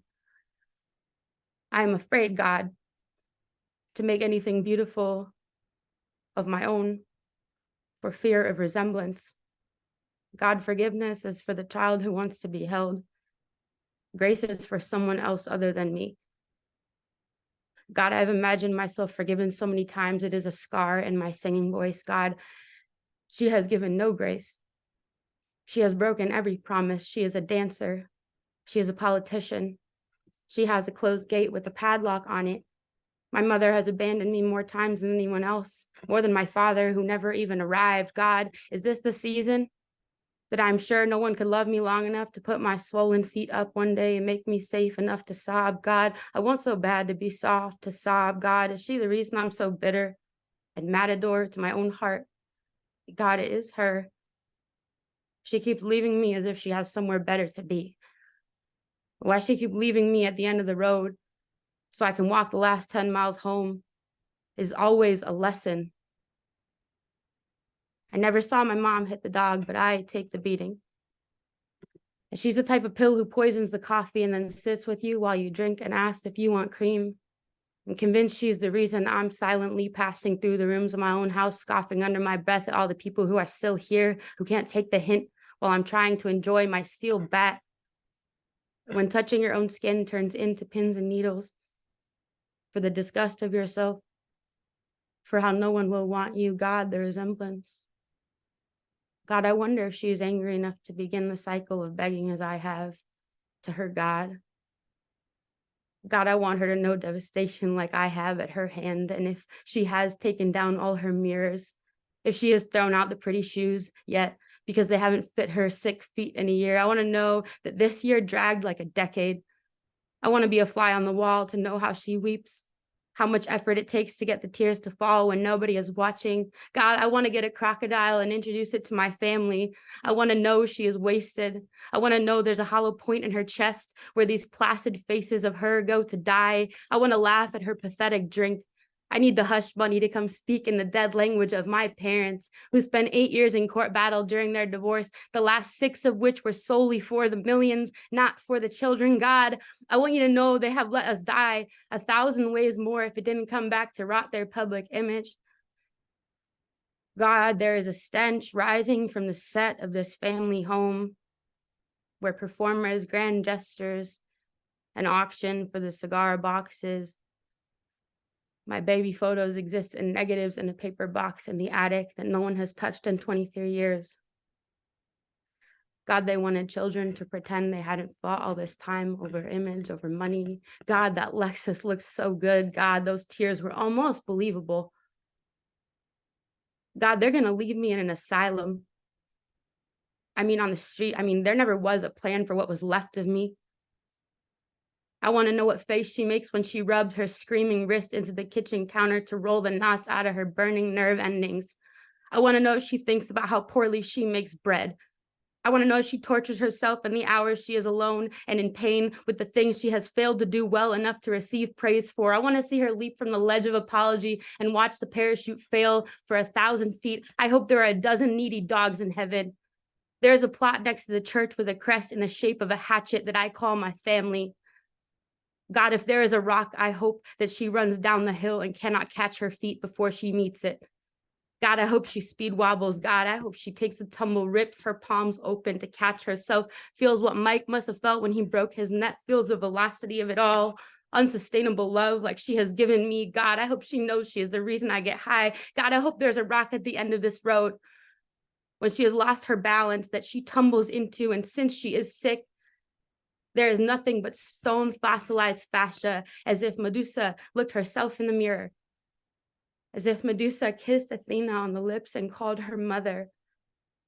As if I were made of snakes this whole time and finally went back to my creator to turn her into a statue. And I hope when this god falls from her pedestal like a tumbling Michelangelo, she cracks into pieces and all the places she once saw that have only been hard for a year because she's only been sick for a year. God, I hope she knows what it's like to lose, to be stripped of it, to be promised, and then something else, matador. I hope it hurts when she figures out her last piece of armor, her body meant to protect her, even as they hurl the insult, even as they brandish the knife, even as they laugh and cheer. God, I hope she feels the absence of all these hands that she needed to hold out to catch her, like my mother were my God. You leave me at her doorstep.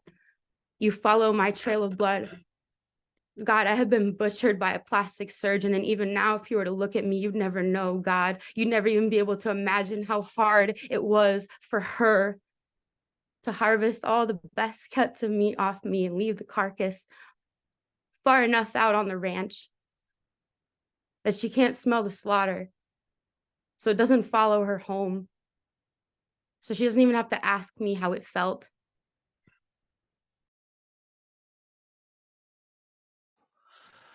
God damn, Mattie. Yo, unmute yourself and give it up for Mattie with that. Holy shit. God, how many times you say God at that Honestly, point? I don't know what to feel. Actually. Around 400. Yeah, like that shit was insane, bro. Mommy dearest. Yeah. All right, so we're gonna go ahead and cut the recording off now, I hope and we're gonna. everybody's okay right now. Yeah.